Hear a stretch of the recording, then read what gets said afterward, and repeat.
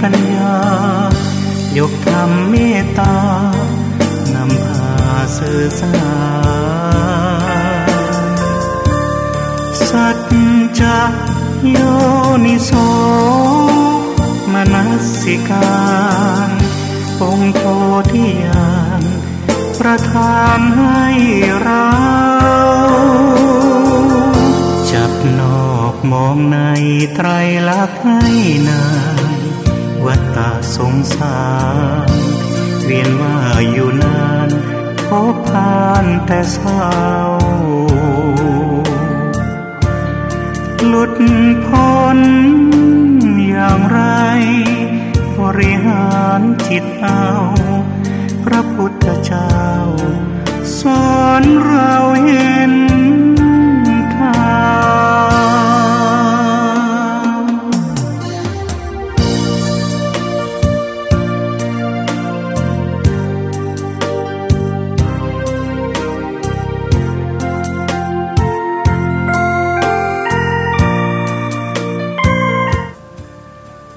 ณรัตนะขันตธัมโมทุละธรรมมาจะพุทธธัมมารัตนะธัมมาธรรมะเมตตากรุณาสาธุโธก็ต้องขออนุโมทนากับท่านผู้ฟังทั้งหลายใน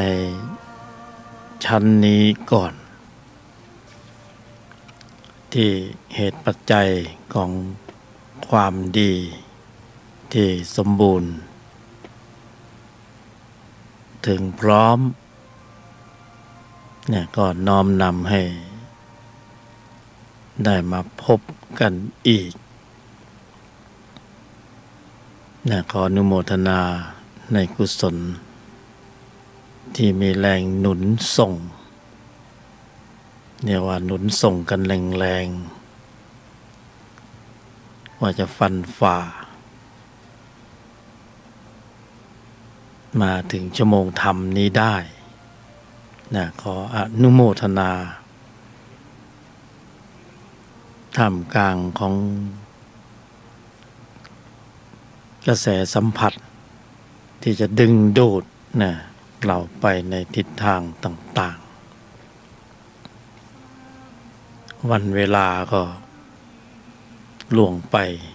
ดับไปในโอกาสดีๆอย่างนี้ก็ไม่ค่อยมีบ่อยนะโอกาสที่จะไปให้ความสำคัญในเรื่องอื่นๆมันก็เข้ามาในโสตสัมผัสก็เรียกว่าท่ามกลางความหลากหลายของสัมผัสความหลากหลายของจิต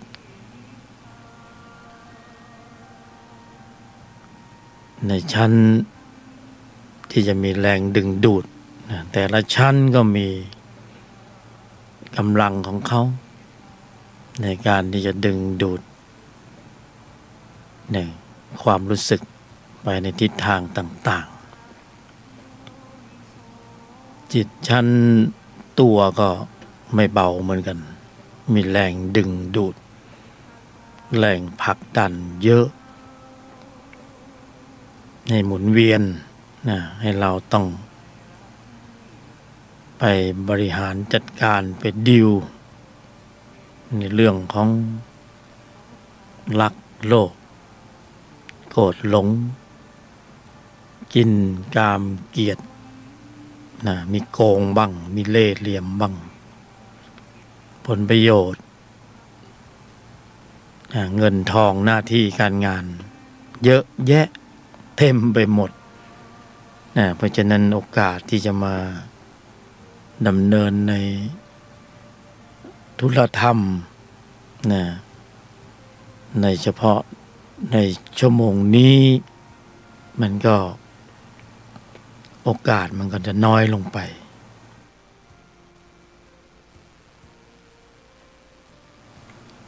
แต่พวกเราก็ยังสามารถนะที่จะใช้จังหวะดีๆอย่างนี้มาลำดับมาดำเนินมาเจริญอยู่ในแนวทางของธรรมะมาฟังรายการธรรมะนะตามสั่งธรรมะเล็กๆเนี่ยเป็นร้านเล็กๆไม่ใช่ภัตตาคารนะหรือในห้างหรูพวกเราก็ยังให้ความสำคัญเนี่ยเป็นร้านเล็กๆให้ความสำคัญก็ยังมาดำเนินอยู่นะผู้บรรยายก็เลยต้องขออนุโมทนาในโอกาสนี้ต่อกำลังของจิตที่มีองค์ประกอบมีกำลังมากถ้าไม่แน่จริงไม่มีกำลังจริงก็ไม่มาถึงชั่วโมงนี้ขนาดร้านเล็กๆร้านหนึ่งในมุมมืดๆนะข้างถนนแต่ธรรมะตามสั่งก็ยังมีคนมาเหมือนอาหารตามสั่งร้านเล็กๆคนก็ยังไปกินกันก็นำเสนอนะถึงแม้จะเป็นเล็กๆก็เหมือนเดิมแต่ละครั้งในการบรรยายก็เหมือนเดิม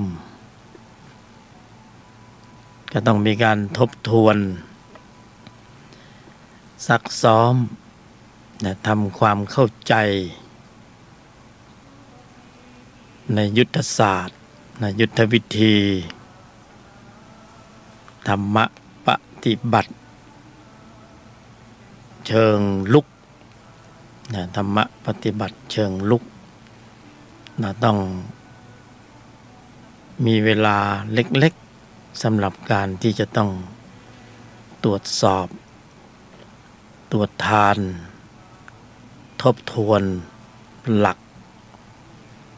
กปฏิบัติหรือเรียกว่าธรรมวิจัยนะมาตรวจสอบตรวจดูเหมือนเจ้าหน้าที่ที่ต้องใช้อุปกรณ์ในการดูแลความสงบก็ต้องมีอุปกรณ์ก็ต้องคอยตรวจสอบตรวจทานดูอุปกรณ์พร้อมที่จะใช้งานได้หรือยังเนี่ยพอถึงเวลาจะใช้งานก็ใช้ไม่ได้เราปฏิบัติธรรมในชีวิตประจำวันที่มีกระแสสัมผัสรอบทิศทางนะอายตนะภายในอายตนะภายนอกหูตาจมูก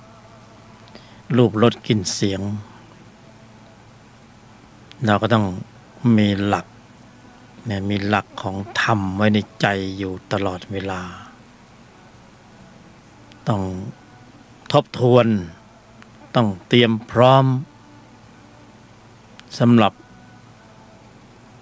เนี่ยเพราะเราอยู่ในโลกสัมผัสก็ต้องเตรียมพร้อมสำหรับการรับกระทบทางทวารต่างๆนี่ต้องเตรียมพร้อมแล้วก็ต้องเตรียมบรรทัดฐานของใจไว้ว่ามันควรจะเป็นแบบนี้ไม่ใช่แบบที่โลกเขาเป็นกันนะเราไม่ต้องไปตามโลกตามสื่อเราต้องเป็นแบบฉบับเป็นต้นนะของตนเองเพื่อรักษาขอบเขตอาณาเขตของใจของเราเนี่ยไม่ให้มันลอดหลุด หรือหลุดลอดเนี่ยไปออกนอกรัศมีการควบคุมใจเพราะฉะนั้นธรรมะปฏิบัติ เล็กๆนะสั้นๆก็คือควบคุมใจนะควบคุมใจให้ได้เพราะนั้นเราก็ต้องมีหลักนะหน้าที่เราก็ต้องตรวจสอบตรวจทานอย่างที่ว่าดูเครื่องไม้เครื่องมือเวลามาแบบนี้แบบนั้นกระทบสัมผัสทางทวารต่างๆเราจะตั้งหลักอย่างไร ตั้งตนอย่างไรตัวไม่ต้องไปตั้งมากเพราะตั้งตัวแล้วมีเรื่อง ตั้งตนนะเขาให้ตั้งตนมีให้ตั้งตนได้นะไม่ใช่มีแต่ตั้งตัวอย่างเดียวนะยกกาดขึ้นชูไว้ก่อนตัวโกรธตัวโลภตัวหลง แบบนี้ใช้กันเกลื่อนแล้วพวกมนุษย์ใช้กันทุกวันใช้กันเยอะแต่เราปราลบความเพียรที่จะไม่มาเกิดเป็นมนุษย์อีกนะ เราอย่าไปตั้งแบบไอ้พวกมนุษย์มันทำนะมันตั้งโกรธขึ้นข้างหน้าโลภขึ้นข้างหน้าหลงขึ้นข้างหน้าถ้าเราตั้งแบบเขาเราก็จะเป็นแบบนะพวกเดียวกับมนุษย์นี่เราต้องตั้งแบบเหนือมนุษย์ขึ้นไปนั่นเหนือมนุษย์เราก็ต้องตั้งกาดใหม่นะพวกเขาตั้งรักโลภโกรธหลงเป็นสรณะ กินกามเกียรติโกงนะเป็นเครื่องอยู่เราก็ตั้งนะไม่โกรธไม่โลภไม่หลง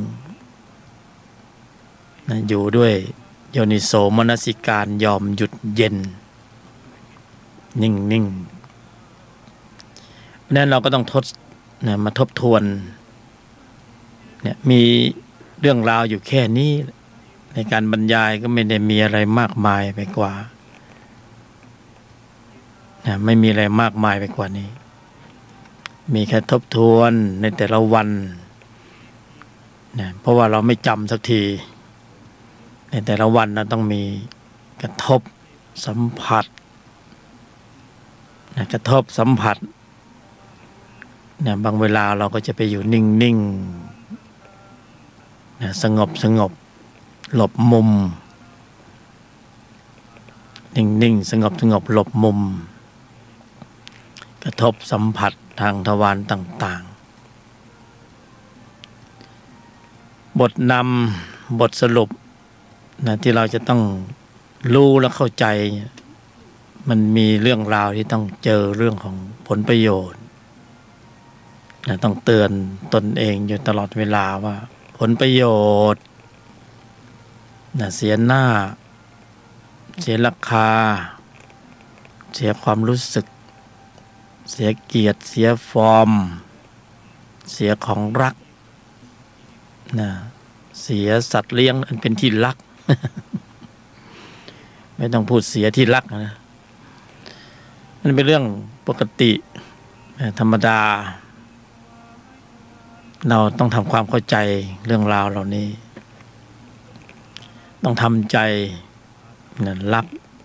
เรื่องราวเหล่านี้ไว้ก่อนว่าการเกิดเป็นมนุษย์เราก็ต้องเจอเหล่านี้เป็นเรื่องธรรมดาปกติเพราะนั้นเราก็ต้องสอนใจเราด้วยตนในภายในว่าจะต้องพร้อมสำหรับการรับกระทบอย่างไรบ้างนะรับกระทบทางทวารต่างๆที่จะต้องเจอเรื่องราวเหล่านี้อย่าเห็นเป็นเรื่องเลวร้ายเห็นเป็นเรื่องสวยงามเป็นธรรมชาติเป็นความสวยงามเสียหน้าเสียราคาเสียผลประโยชน์เสียความรู้สึก พอเราเห็นเป็นเรื่องเลวร้ายนะเลวร้ายมันก็เป็นวัฒนธรรมของความเลวร้ายเราเห็นเป็นเรื่องปกติเรื่องดีเรื่องที่เป็นข้อสอบ นะเรื่องที่เป็นบททดสอบที่จะทำให้ใจเราได้รับการฝึกนะฝึกฝนการเสียหน้าเสียราคาเสียผลประโยชน์ไว้เสียบ้างนะหลังจากนั้นมันก็จะต้องฝึกยอมหยุดเย็นเนี่ยฝึกยอมหยุดเย็นฝึกนิ่งในไม่โต้ตอบนะฝึกการกำหนดหมายสัจจะส่วนมากเราไม่เคยได้ฝึกเรื่องเหล่านี้เมื่อเราไม่ฝึก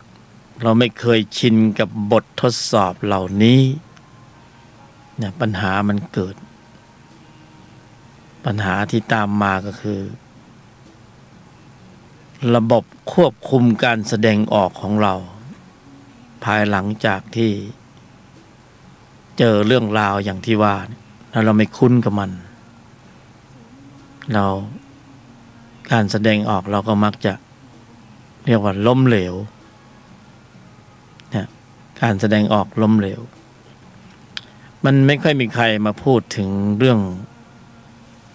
ระบบควบคุมการแสดงออกนะไม่มีใครพูดถึงเลยน้อยมากที่จริงการตรัสรู้ของพระบรมศาสดา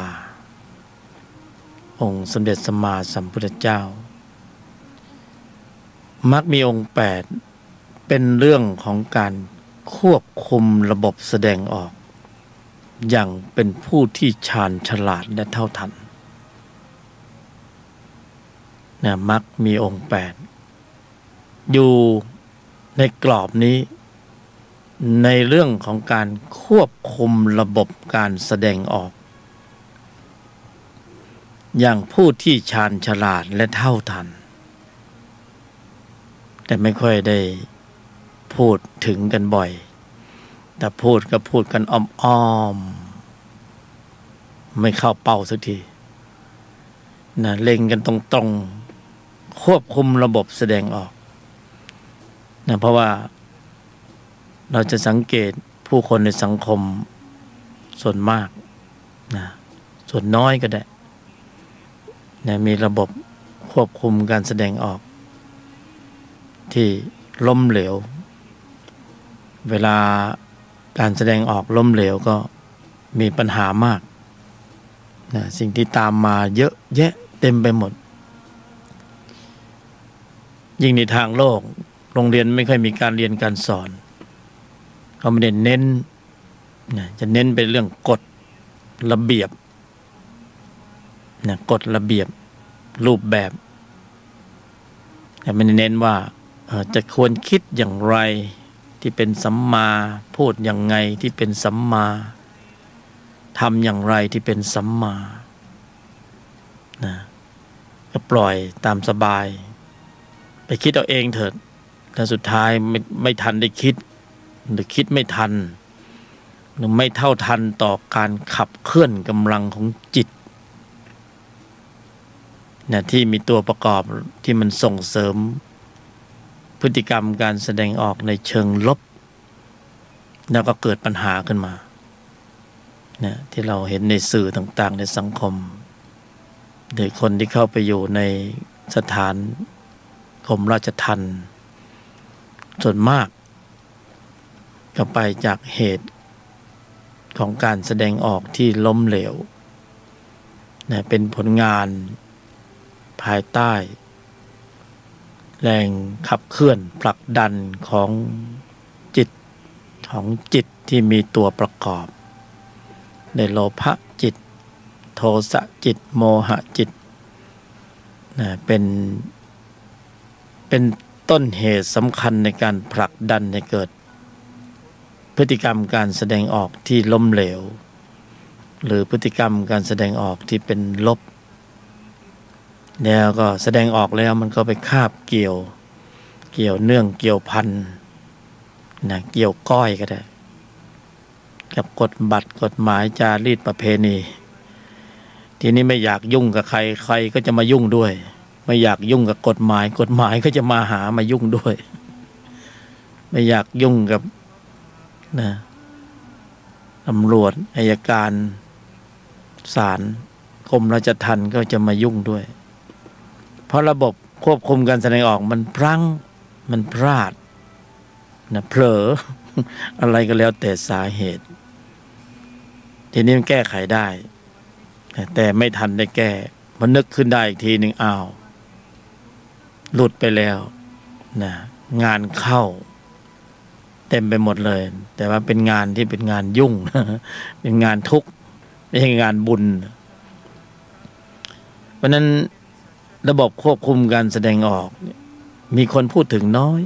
นะสำคัญมากในสังคมเพราะฉะนั้นสังคมมันก็จะมีปัญหาเยอะแยะเต็มไปหมดรายการนี้ก็เลยถือโอกาสนะ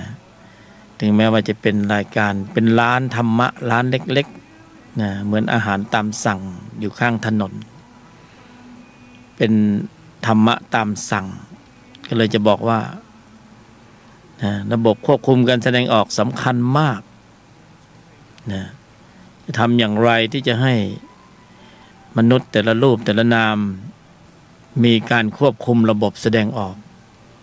ภายหลังจากนะที่มีการกระทบสัมผัสทางทวารต่างๆแล้วหรือก่อนที่จะมีการกระทบทางทวารต่างๆให้เตรียมไว้ก่อนแล้วในเวลาที่จะต้อง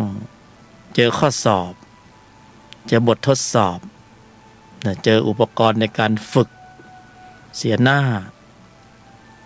นะเสียราคา แต่ละเรื่องที่พูดมาเนี่ยไม่มีใครอยากโดน เสียผลประโยชน์เสียหน้าเสียราคาเสียผลประโยชน์เสียความรู้สึกเสียเกียรติเสียฟอร์มเสียตำแหน่งนะอะไรหลายๆอย่างที่มันเรียกเอาความรู้สึกนะเรียกเอานิสัยเก่านะเอาจิตเดิมที่มันจะเรียกเอาสัญชาตญาณดิบนะขึ้นมาหรือเรียกเอานุสัยกิเลสหรืออาสวะ มันนอนหลับนอนเนื่องอยู่ในขันธสันดานแต่ว่า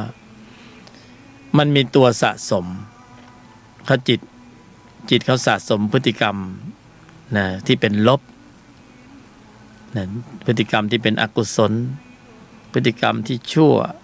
ที่เลวจิตก็จะเก็บสะสมข้อมูลเหล่านี้ก็ไม่หายไปไหนจิตก็สะสมทุกวันเก็บอย่างเดียวพี่เราเก็บอย่างเดียวดีก็เก็บเสียก็เก็บบุญก็เก็บบาปก็เก็บสะสมส่วนมากมันมีแต่ข้อมูลจิตที่เป็นอกุศลจะเป็นส่วนมากนะบุญเนี่ยมีน้อยอย่างเราเก็บชั่วโมง2 ชั่วโมงนี้ก็เก็บ2 ชั่วโมงทำนะกุศลจิตเป็นอันมากเจริญเกิดขึ้นในใจของพวกเรา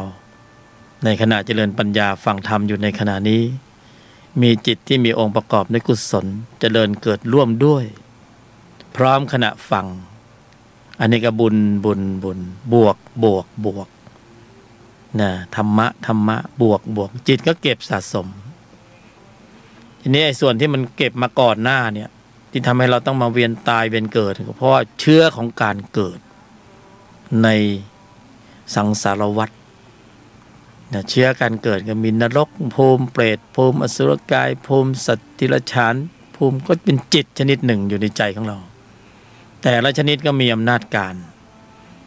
นะมันก็จะไล่ชั้นไล่ลำดับหรือออกมาพร้อมกันทีละตัว2 ตัวหรือออกมาพร้อมกันทุกตัวโลภะตัวโทสะตัวโมหะตัวอวิชชาที่มันสะสมอยู่ในใจไอ้นรกเปรตอสุรกายสัตว์ดิรัจฉานนะมันก็จะออกมาตามแต่จุดกระทบสัมผัสทางทวารต่างๆนี่ตัวนี้มันมีข้อมูลจิตอยู่มันสะสมมาเนี่ยถ้าเรายังไม่มีกระบวนการของมรรค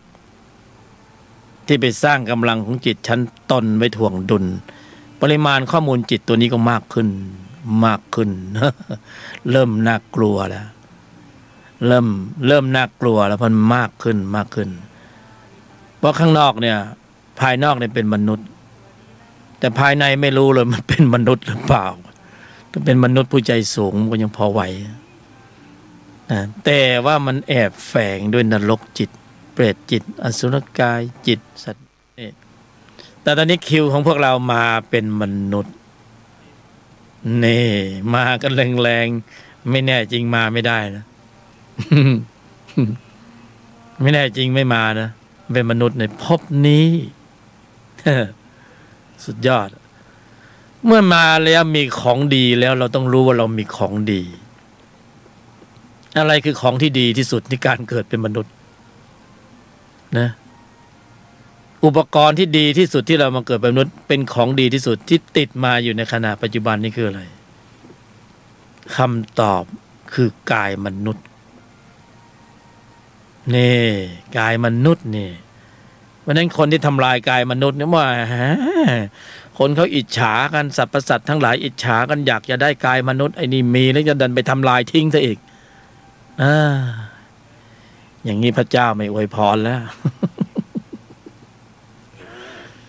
ที่สุดยอดของการเกิดเป็นมนุษย์แล้วได้ยากแล้วมีแล้วสุดยอดเป็นแก้วสารพัดนึกกายมนุษย์นี่นะ ถึงแม้จะมีระยะเวลาที่สั้น แต่ก็ยังโอเคใช่ไหม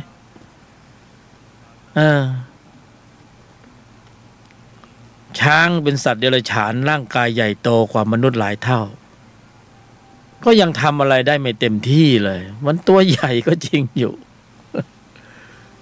มนุษย์ตัวเล็กกว่ามันทำอะไรได้มากกว่า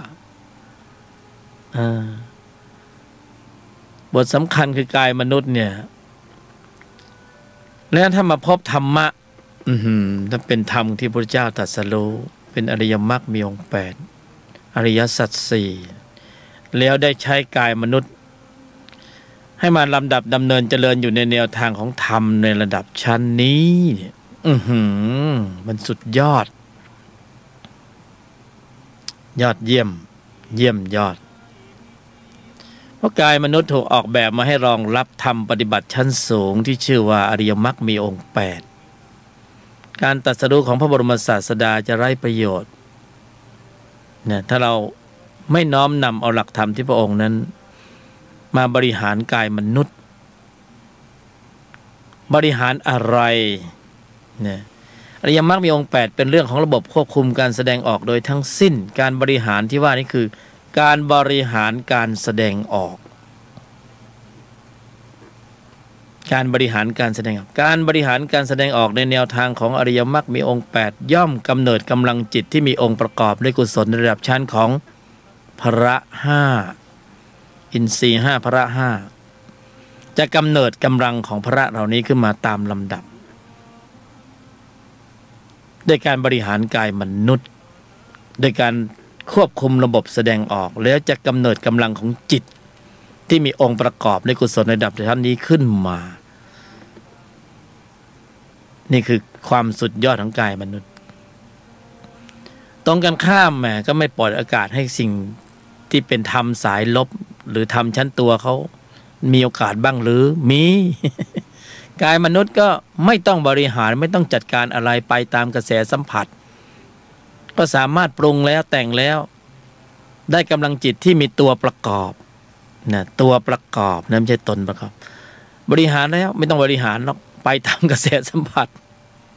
ปรุงแล้วแต่งแล้วได้จิตที่มีตัวประกอบด้วยอกุศลจิตโลภะโทสะโมหะอวิชชานรกเปรตอสุรกายสัตว์เดรัจฉานเพิ่มเติมปริมาณข้อมูลเหล่านี้ได้เหมือนกันแล้วเราจะไปทำแบบนั้นทำไมอีกแล้วเราจะไปทำทำไมแบบนั้นอีกเพราะว่ามันมีของแถมคือสภาวะทุกข์นี่เองทุกข์กายทุกข์ใจเพราะระบบควบคุมการแสดงออกที่ล้มเหลวความคิดการกระทำคำพูดที่เป็นอกุศลจิตอกุศลกรรมมีผลเป็นอกุศลวิบากสภาวะทุกข์อยัมมะทันตาการกระทำมีผลตอบแทนของฟรีไม่มีในโลกได้โลกแต่ว่าสูญเสียดุลยภาพของธรรมในภายในคุ้มไหมนะอันนี้ขอเตือนผู้ที่กำลังคิดพูดทำคิดจะทำหรือทำแล้วให้คืนกลับในเรื่องของ จิตที่มีตัวประกอบด้วยโลภะในการปรุงในการใช้เล่ห์เหลี่ยมเพทุบายในการเบียดบังผลประโยชน์เข้าหาตัวสู่ครอบครัวสู่ตัวเองระวังจะมีแถมให้ครอบครัวนะเพราะการกระทำทุกการกระทำมีผลตอบแทนจิตจะบันทึกข้อมูลของเราหมดเลยลบยากด้วยวิบากก็คือวิบากกรรมก็คือกรรมอกุศลก็คืออกุศล1 บาทคือหยาดเหงื่อแรงงานภาษีประชาชนอย่าคิดว่ากินฟรีนะ ของฟรีไม่มีในโลกคนรู้ว่าเหล็กมันร้อนมันจะจับไหมนะมันก็ไม่จับแต่ที่จับไปแล้วนี่เป็นไงไม่ใช่ว่าไปโทษว่าเหล็กร้อนแต่ที่โทษที่ต้องตำหนิก็คือว่าก็รู้ว่าร้อนมันไม่ควรจะจับแล้วจะไปจับทำไมนะกรรมที่เป็นอกุศลกรรมดำเนี่ยมันมีผลตอบแทนหมดเลยก็ตอบแทนเป็นอกุศลมันไม่หนีหรือรอดพ้นจากการบันทึกข้อมูลของจิตไปได้ไม่รู้จะหนีไปตรงไหนนะได้โลกแต่เสียธรรมนะเพราะช่วงนี้ข่าวการนะข่าวการคอร์รัปชันติดอันดับทุกวงการเลยแต่มนุษย์ไม่รู้ไงทั้งที่กายมนุษย์มีแล้วแต่ว่าเขาสามารถสร้างสรรค์พฤติกรรมการแสดงออกในแนวทางที่อัปเกรดยกระดับจิตวิญญาณให้ข้ามพ้นมนุษย์นะจนถึงสู่ความเป็นพระอริยบุคคลได้แต่ว่าไอ้ตัวนี้คือตัวถ่วงดุลนะวันเวลาในการเวียนตายเวียนเกิดมันจะยาวนานมากขึ้นและข้อมูลทุกข์จะมากขึ้นอันเนื่องจากพฤติกรรมการแสดงออกที่เป็นอกุศลได้ปรุงเหตุแล้วใครช่วยใครได้ไม่มีใครช่วยได้นะผู้ที่ฉลาดดังนั้นจะต้องเตรียมตัวเตรียมตนให้รู้ว่าอะไรควรอะไรไม่ควร ว่าการกระทำมีผลตอบแทนหมดเลยของฟรีไม่มีในโลกมันเป็นอย่างนั้นจริงๆจิตเขาจะบันทึกข้อมูลหมดเรามีกายมนุษย์ที่สุดยอดแล้วเราใช้อุบายวิธีที่แยบคายกันดีกว่าไหมแล้วมันน่าจะเบื่อหน่ายบ้างนะสำหรับเล่ห์เหลี่ยมเพทุบายเป็นสุขหรือต้องหลบซ่อนต้องมีเล่ห์มีเหลี่ยมต้องยังไงต้องทำหน้าทำตานะนี่เพราะนั้นใช้การแสดงออกที่เป็นกุศลผ่านกายมนุษย์และปรุงกำลังจิตที่มีองค์ประกอบด้วยส่วนระดับชั้นของมรรคขึ้นมาให้กำเนิดกำลังของอริยจิตดีกว่ามันจะปลอดภัยกว่าเยอะและโอกาสดีมากที่สุดเกิดขึ้นได้ในยุคสมัยที่มีกายมนุษย์กายอื่นปรุงไม่ได้อริยมรรคมีองค์8รองรับได้ที่กายมนุษย์เท่านั้นเพราะนั้นธรรมที่ดำเนินอยู่ในโลกนะมันมี2 ส่วนคือธรรมสายเกิดและธรรมสายดับธรรมชั้นตัวและธรรมชั้นตนจะเอาชั้นไหนก็เลือกเอานะเราเป็นผู้ที่มีความฉลาดในจิตวิญญาณเราต้องชี้นำเมื่อมีโอกาสดีมากที่สุดเมื่อมีกายมนุษย์มาปรากฏเกิดขึ้นเป็นเจ้าของนะและสามารถปรุงกำลังจิตที่มีองค์ประกอบในกุศลในระดับชั้นของมรรคได้ทำไมปล่อยโอกาสนี้ผ่านไปเสียล่ะพอนึกขึ้นได้เอากายจะหมดวาระแล้วไม่มีอุปกรณ์เนี่ยไม่มีอุปกรณ์ก็หมดไม่จะปรุงยังไงไม่มีอุปกรณ์เหมือนมีโทรศัพท์มือถือชั้นดีเครื่องมันออปชันเยอะแยะเต็มไปหมดเลยเครื่องมันดีมากมันเล่นได้ทุกอย่างกายมนุษย์นี่เราปรุงให้ดีๆนี่นะฌานปัญญาญาณนี่ไม่ใช่เรื่องยากเพราะออกแบบมาเพื่อการนี้โดยเฉพาะแต่เพราะว่าทำอะไรได้หลายอย่างเนี่ยมันก็เลยมีโอกาสที่จะปรุงไปในทิศทางที่เป็นธรรมลบได้นรกก็ได้เปรตก็ได้อสุรกายก็ได้สัตว์ดิเรกชันก็ได้เราจะไปตรงตำแหน่งนั้นๆก็ไปได้โดยการปรุงนะโดยกายมนุษย์แต่ถ้าปรารภความเพียรเพื่อความสมบูรณ์ถึงพร้อม เอาเกินกว่ามนุษย์ขึ้นไปที่ละเอียดมากขึ้นประณีตมากขึ้นนะปรุงกำลังจิตที่มีองค์ประกอบในกุศลในระดับชั้นเริ่มตั้งแต่มรรคอริยสัจสี่โพธิปัจจยธรรม37ข้ามพ้นแนวของมนุษย์ขึ้นไปพ้นแนวของวัฏจักรการเกิดแก่เจ็บตายนะแตะระดับของพระอริยบุคคลปรุงได้ระดับนั้นนะฌานปัญญาญาณเกิดโดยอาศัยกายมนุษย์เป็นเครื่องปรุงนี่คือความสุดยอดนะความสุดยอดที่หาไม่ค่อยได้บ่อยนัก แต่วันนี้เรามีกายมนุษย์ก็จริงอยู่เราเกิดในยุคสมัยที่ไม่มีพระพุทธศาสนานะบ้างเว้นจากการตรัสรู้ของพระพุทธเจ้า ก็ไม่มีความหมายเหมือนกันนะเราก็จะอยู่เป็นมนุษย์ยุคหินยุคเหล็กยุคเครื่องกลอะไรก็ไม่รู้ยุคนั้นยุคนี้แต่มนุษย์ไม่มีไร้ศีลไร้ธรรมใช่ไหมมันก็จะฆ่ากันแกล้งกันเพราะจิตโดยพื้นเดิมเนี่ยมันมีข้อมูลอยู่ก่อนแล้วพวกนรกเปรตอสุรกายสัตว์เดรัจฉานสัญชาตญาณดิบโหดเพราะนั้นเราจึงมองเห็นวัฒนธรรมในประวัติศาสตร์ในการฆ่ากันแกล้งกันนะ นี่แย่งชิงกันปล้นสะดมกันวันหนังคาวบอยเนี่ยมันเป็นอย่างนั้นนะพอมนุษย์เริ่มมีใจสูงมากขึ้นมีธรรมะเริ่มมีจิตที่มีตนประกอบมีความรักความเมตตามีความเอื้ออาทรอยู่กันเป็นสุขมากขึ้น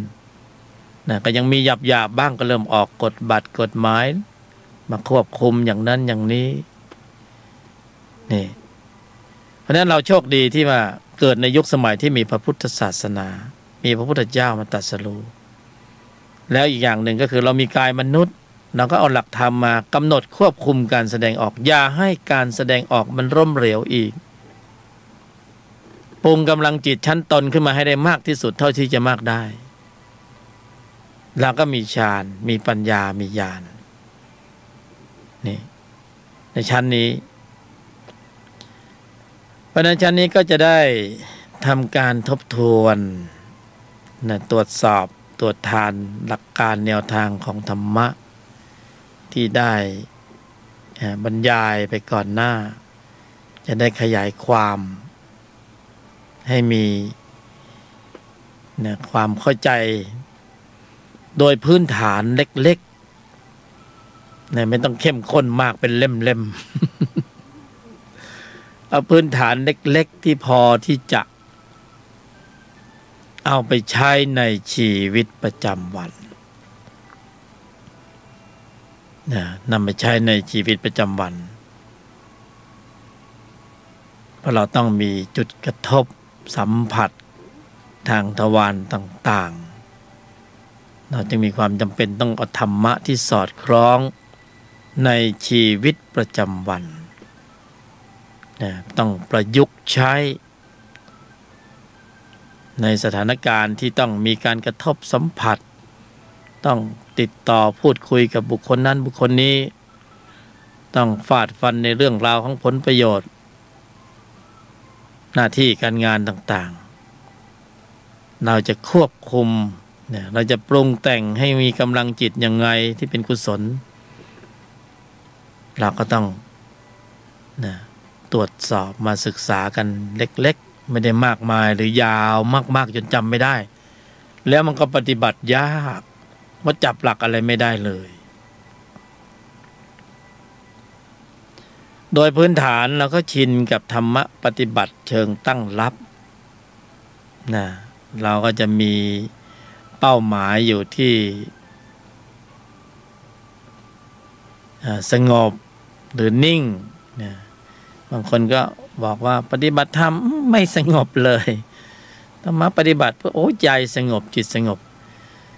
ผู้บรรยายก็มองว่าแต่ก่อนผู้บรรยายก็เน้นอย่างที่พวกเราเน้นเราน่าจะหวังมีเป้าหมายที่มีเล็งสูงกว่านี้อีกสักหน่อยดีไหม หรือจะเอาแค่สงบหรือแค่นิ่ง มันไม่น่าจะพอนะ เพราะว่าหลายครั้งเราสงบนะเราก็นิ่งนะ แล้วก็นั่งแล้วก็สมถะแล้วก็สงบแล้วก็นิ่งแล้วก็เบาสบายวิตกวิจารปีติสุขนะบางทีก็เอกคตาเบา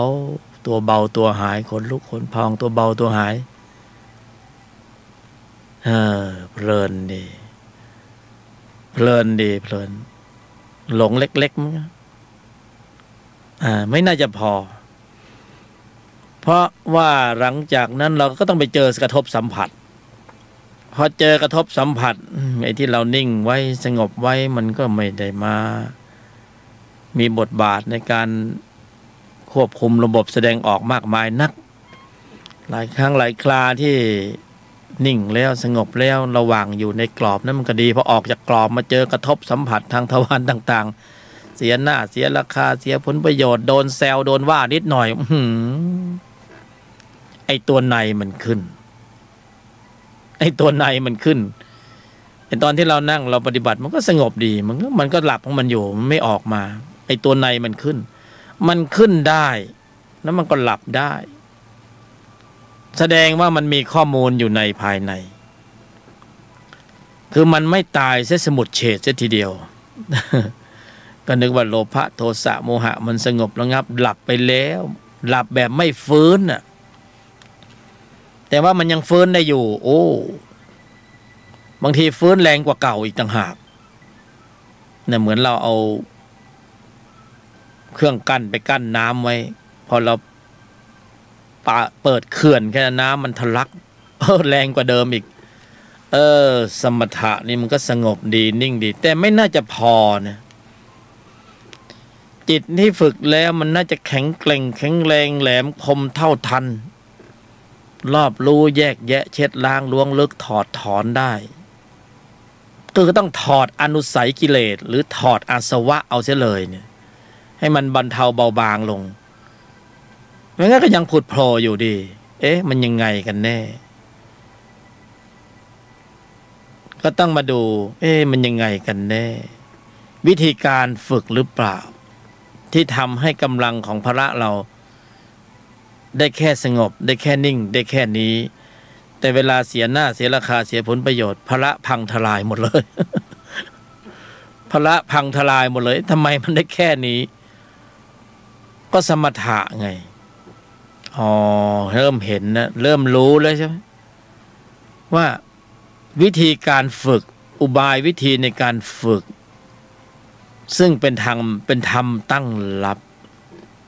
นะได้มาแค่นี้แหละก็ยังดีสงบได้นิ่งได้ก็ยังดีถึงแม้ว่าอนุสัยมันยังไม่พร่อง ก็ยังดีกว่าไม่ทำอะไรก็เรียกว่าสมถกรรมฐานขณะนั่งขณะหลับตาก็เพลินก็สงบดีวิตกวิจารตอบโจทย์ได้ก็ถึงแค่นี้ก็ถือว่าหรูแล้วนะก็โอเคจะเอามากไปกว่านั้นไหมมีเนี่ยก็ต้องเปลี่ยนยุทธวิธีใหม่ในการปฏิบัติแบบตั้งรับมาเป็นยุทธวิธีในการฝึกแบบปฏิบัติการเชิงลุกลุกนี่คือจะต้องลุกเพื่อจะยึดพื้นที่แล้วนะที่จะยึดพื้นที่คืนจากศัตรูยึดครองอยู่ก่อนแล้วตอนนี้ศัตรูที่ยึดครองใจของเราอยู่ก่อนคือใครหนอมายึดครองใจของเราไปเนี่ยนะแฟนเราหรือเปล่า สามีหรือเปล่าภรรยาหรือเปล่า ยึดครองใจเราไปนะใครหนอมายึดใจเราไปจิตที่มีตัวประกอบด้วยโลภะจิตโทสะจิตโมหะจิตเนี่ยมันยึดครองใจเราอยู่ก่อนตอนนี้มันยึดได้เรียบร้อยแล้วยึดมานานแล้วด้วยไม่ใช่ยึดวันสองวันนี่ไม่ใช่ยึดมานานแล้วด้วย ยึดนานกว่าใครบางคนที่นะเนี่ยไม่แน่จริงไม่พาให้สรรพสัตว์เวียนตายเป็นเกิดหรอกนะ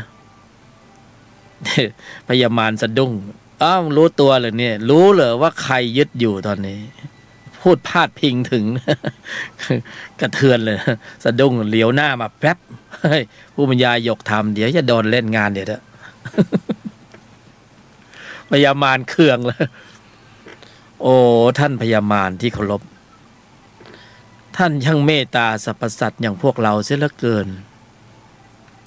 ท่านทำให้สรรพสัตว์เวียนตายเวียนเกิดในภพภูมิต่างๆนรกภูมิเปรตภูมิอสุรกายภูมิสัตว์เดรัจฉานนี่มาเกิดในสุคติภูมิที่เป็นมนุษย์ท่านก็ยังเมตตาอยู่ตามมาทำไมเนี่ยท่านยังเมตตามาชี้นำบอกก็ท่านก็รู้ไงว่ากายมนุษย์มันทำอะไรได้มากกว่านี้มันสามารถเพิ่มเติมปริมาณข้อมูลนรกเปรตอสุรกายสัตว์เดรัจฉานได้ท่านถึงคอยมาคุมอยู่คุมเชิงอยู่ไงมาเกิดเป็นมนุษย์เหรอยังไงเสียให้แสดงพฤติกรรมการแสดงออกไปในทิศทางของมารหน่อยนะอย่าไปในทางพระให้มากนักนะเดี๋ยวเอาศีกาไปถล่มเลย อันนั้นพูดพาดพิงแต่พญามารนี่เขาก็ชี้นำไปทิศทางต่างใช้ทุกยุทธวิธีเพื่อให้ตบะแตกใช้ทุกยุทธวิธีเพื่อให้นะส่วนหนึ่งที่มหาวิทยาลัยนารันทาพังก็เพราะพญามาร มันเข้าสติให้เป็นมิจฉาทิฏฐิมันบุกถล่มทลายมาเลยนี่มันทำมาถึงทุกยุคทุกสมัยแล้วนะยุคนี้ก็มาอีกแล้วนะแฝงมาอยู่ในพระพุทธศาสนา ว่าทุกรูปแบบมารเนี่ยเล่นทุกรูปแบบชื่อก็บอกแล้วว่ามารผู้ที่ขัดขวางความดีใครจะมีความสมบูรณ์ถึงพร้อมต้องเจอมารนะก็ต้องผ่านด่านพญามารเพราะฉะนั้นพญามารก็เอาอะไรจะชี้นำเนี่ยส่งเสริมให้โลภะโทสะโมหะอวิชชาเจริญงอกงามอยู่ในใจของมนุษย์เนี่ยนี่คือมารเมตตาแล้วเข้าสติเลยเฮ้ยโกงเลยให้กินเลยมันเข้าสติไม่ใช่เข้าไม่ใช่มาแล้วเห็นตัวดำทะมึนเป็นมารไม่ใช่นะมันเข้าทางความรู้สึกมันกระซิบข้างหูเลยเฮ้ยฆ่าเลยยิงเลยเฮ้ยกินเลยเฮ้ยโกงเลยใครขัดใครขวางทำลายทิ้งเนี่ยคือเป็นหน้าที่ของมารคือเป้าหมายในการสร้างสรรค์ให้เกิดกำลังจิตที่มีตัวประกอบด้วยโลภะโทสะโมหะอวิชชาเพื่อจะได้ขับเคลื่อนกงล้อของวัฏจักรมารนะถ้ามนุษย์หรือสัตตานังที่เวียนตายเป็นเกิดเข้านิพพานไปหมดแล้วใครจะมาเข็นกงล้อให้มารเขาเลยเคืองพระพุทธเจ้าไงนะเคืองพระพุทธเจ้าพอพระพุทธเจ้าตรัสรู้นี่หมื่นโลกธาตุหวั่นไหวไม่ใช่แล้วมารหวั่นไหวมารสะดุ้งนะหมื่นโลกธาตุที่หวั่นไหวนี่คือถ้าเป็นชั้นภูมิที่เป็นกุศลเขาก็สาธุการแท้ซองก็หวั่นไหวหน่อยโอ้พระพุทธเจ้ามาแล้วพระเอกขี่ม้าขาวมาแล้วสรรพสัตว์มีโอกาสในการที่จะออกจากวังวนแห่งวัฏจักรการเกิดแก่เจ็บตายแน่นอนฟันธงนี่แต่ว่าหมื่นโลกธาตุหวั่นไหวนี่มารสะดุ้งเนี่ยแผ่นดินไหวสะดุ้งเลยโอ้ใครมากระทบกระเทือนบัลลังก์มารแย่แล้วเพราะว่าขังสรรพสัตว์อย่างพวกเราทั้งหลายอยู่ในวัฏสงสารอันยาวนานมาไม่รู้กี่หมื่นกี่แสนกี่ล้านกี่พันปีสรรพสัตว์แต่ละมันยังไงดีจะใช้คำว่า แต่ละตัวก็มันตัวจริงๆเป็นชั้นตัวไงแต่ละตัวนี่ออกจากวังวนแห่งวัฏจักรการเกิดแก่เจ็บตายไม่ได้สักทีมันจะต้องเวียนตายเวียนเกิดไปเข็นกงล้อที่นรกไปเข็นกงล้อที่เปรตไปเข็นกงล้อที่อสุรกายสัตว์ดิเรกชันหมุนเวียนไปเวียนมาแล้วถ้าประชากรมารลดลงแล้วจะทำยังไงก็ไม่มีใครมาเข็นนะเพราะนั้นมารก็จะต้องหาทางให้สรรพสัตว์ทั้งหลายส่งเสริมอกุศลให้มากๆเนี่ยให้เข็นกงล้อต่อนะก็ไม่สามารถจะดุดรอดไปได้สักตัว ชั้นตัวก็ต้องบอกชักสักตัว แต่พอพระบรมศาสดาตรัสรู้ชั้นตนไงชั้นตนมาแล้วชั้นตนนะก็จะขนสรรพสัตว์เข้าไปสู่ชั้นของนิพพานไม่ต้องตกอยู่ใต้ธาตุหรืออำนาจของมารอีกต่อไปพ้นรัศมีมารนะข้ามแนวของการเกิดแก่เจ็บตายพ้นรัศมีของการเกิดเป็นมนุษย์สวรรค์พรหม นะเป็นพระอริยบุคคลอันนี้มารไม่อยู่ในรัศมีมารพ้นอำนาจมารบังคับไม่ได้เพราะไม่มีจุดสื่อสารเพราะชั้นจิตที่เหนือกว่านะเรียกว่าโลกุตระนะถ้าโลกียะก็อยู่ในอำนาจมารโลกุตระข้ามพ้นวงจรของวัฏจักรการเกิดแก่เจ็บตายแล้วออกจากเกมนะออกจากเกมโอ้ยไม่เล่นแล้วเกมนี้มันเล่นเกมมารนี่ไม่ไหว ออกจากเกมดีกว่ารักโลภโกรธหลงกินกามเกลียดโกงวนไปวนมาอยู่เนี้ยเพิ่มพืชเชื้อของวัฏจักรการเกิดแก่เจ็บตายส่งไปเกิดเป็นนรกบังเปรตบังสุรกายสัตว์เดรัจฉานวนไปวนมาก็ไม่จบไงไม่จบสักทีเบื่อไหมนะเบื่ออยากออกจากเกมอยากออกจากเกมเมื่อก่อนมารไม่เปิดประตูให้ถ้ามารไม่เปิดประตูถึงเปิดประตูก็เปิดไปเจอด่านแต่ละด่านมันก็ย้อนกลับมาอยู่เหมือนเดิมก็คือออกไม่ได้นะต้องมีตนมาช่วยมีพระอริยบุคคลมาช่วยตนมาช่วยพระเอกมาแล้วนะเอกยมัคโคปฏิปทาประหารกิเลสโอ้โหดับเชื้อมารประหารกิเลสคืออนุสัยกิเลสอาสวะต่างๆสังโยชน์ต่างๆเป็นไงเอกยมัคโคปฏิปทาทางสายเอกสายเดียวเอกยมัคโคปฏิปทาทางสายเอกสายเดียวนะข้อวัดปฏิบัติอุบายวิธีโดยแยบคายนะทางสายเอกสายเดียวพระบรมศาสดาตรัสไว้ชัดเจนอริยมรรคมีองค์8ก็บอกเลยว่าอยู่ในกรอบของการกำหนดควบคุมการแสดงออกโดยทั้งสิ้นนะเมื่อแสดงออกแล้วจะกำเนิดกำลังของศรัทธาความเพียรสติสมาธิปัญญาภระขึ้นมาเมื่อมีกำลังแข็งแกร่งแข็งแรงแหลมคมเท่าทันรอบรู้แยกแยะเช็ดล้างล้วงลึกถอดถอนอริยจิตปรากฏฌานปัญญาญาณอริยจิตปรากฏโอ้โหช่องออกจากวัฏฏะปรากฏแล้วนี่ที่ออกยังไม่ได้เพราะยังไม่มีการขับเคลื่อนกำลังจิตที่มีองค์ประกอบด้วยกุศลในระดับชั้นนี้แต่ว่าเราไปขับเคลื่อนอย่างอื่นไงเราไปขับเคลื่อนจิตที่มีตัวประกอบอย่างอื่นที่มารส่งเสริมเราก็จะมีพืชเชื้อในการเกิดในวันเวลานอในวัฏสงสารอยู่ก็คือยังออกไม่ได้เมื่ออริยมรรคมีองค์8ปรากฏเกิดขึ้นพระเจ้าตรัสรู้แล้วเอกยมัคโคปฏิปทาประหารกิเลสทางสายเอกสายเดียวทางอื่นไม่มีเราเข้าสู่ระบบการเวียนตายเวียนเกิดในวัฏสงสารด้วยตรงนี้สำคัญเราเข้าสู่วังวนแห่งวัฏจักรการเกิดแก่เจ็บตายและปรุงอกุศลจิตได้ตลอดสายเลยด้วยการแสดงออกที่ล้มเหลวภายใต้การผลักดันของจิตที่มีตัวประกอบด้วยโลภะโทสะโมหะอวิชชาการแสดงออกที่ล้มเหลวระบบคิดพูดทำที่ล้มเหลวเป็นอกุศลกรรม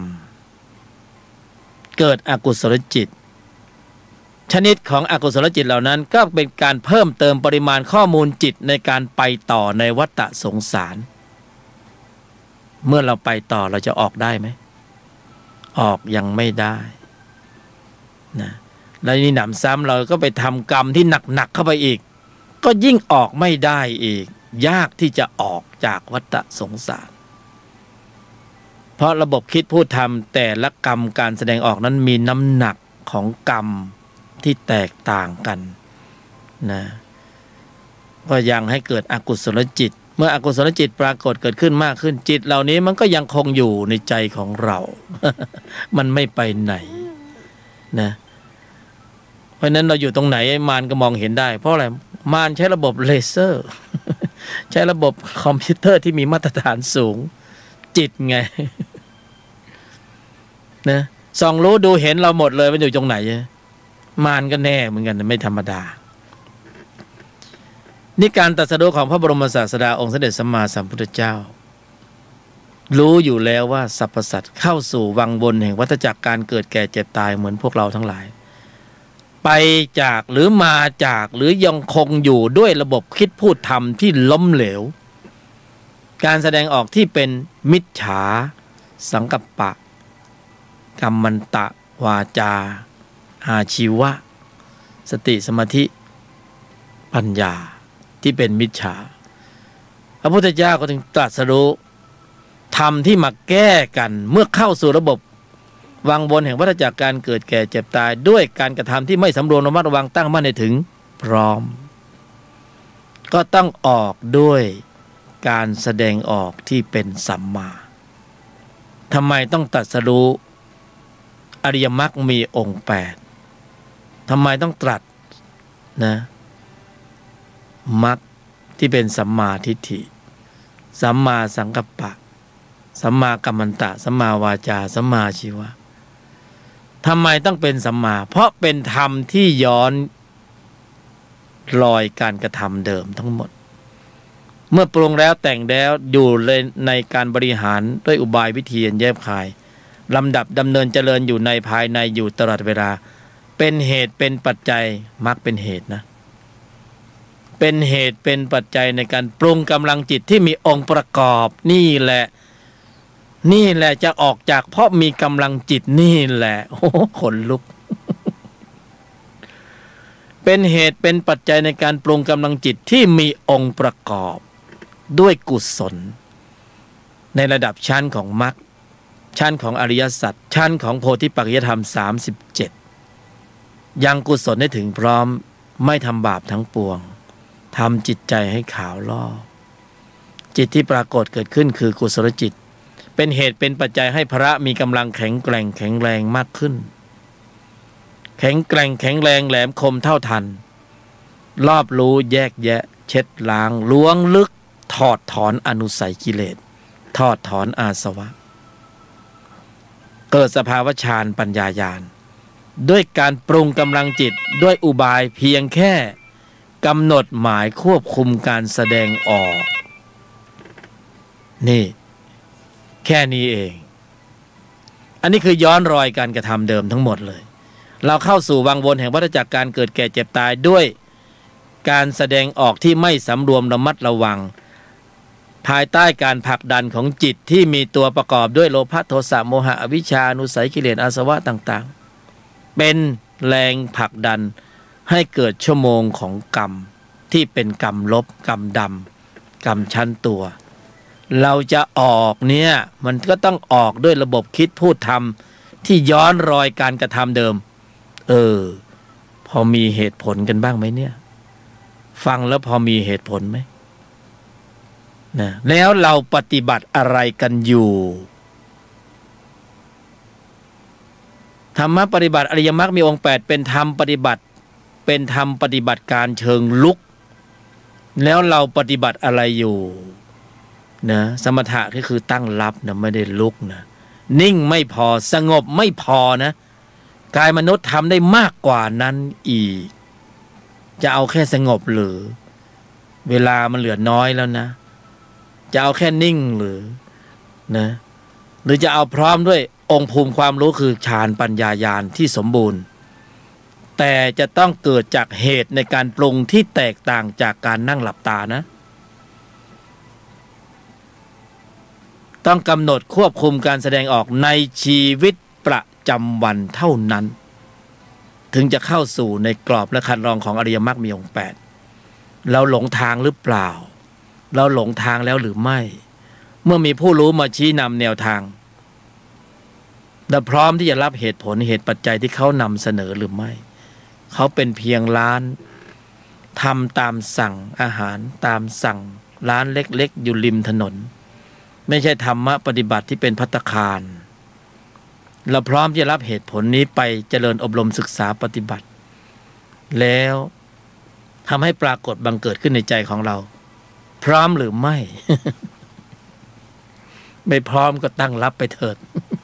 เดี๋ยวพญามารก็มาตีแตกเองอะ เพราะทัพมารนี่เขาไม่ธรรมดานะ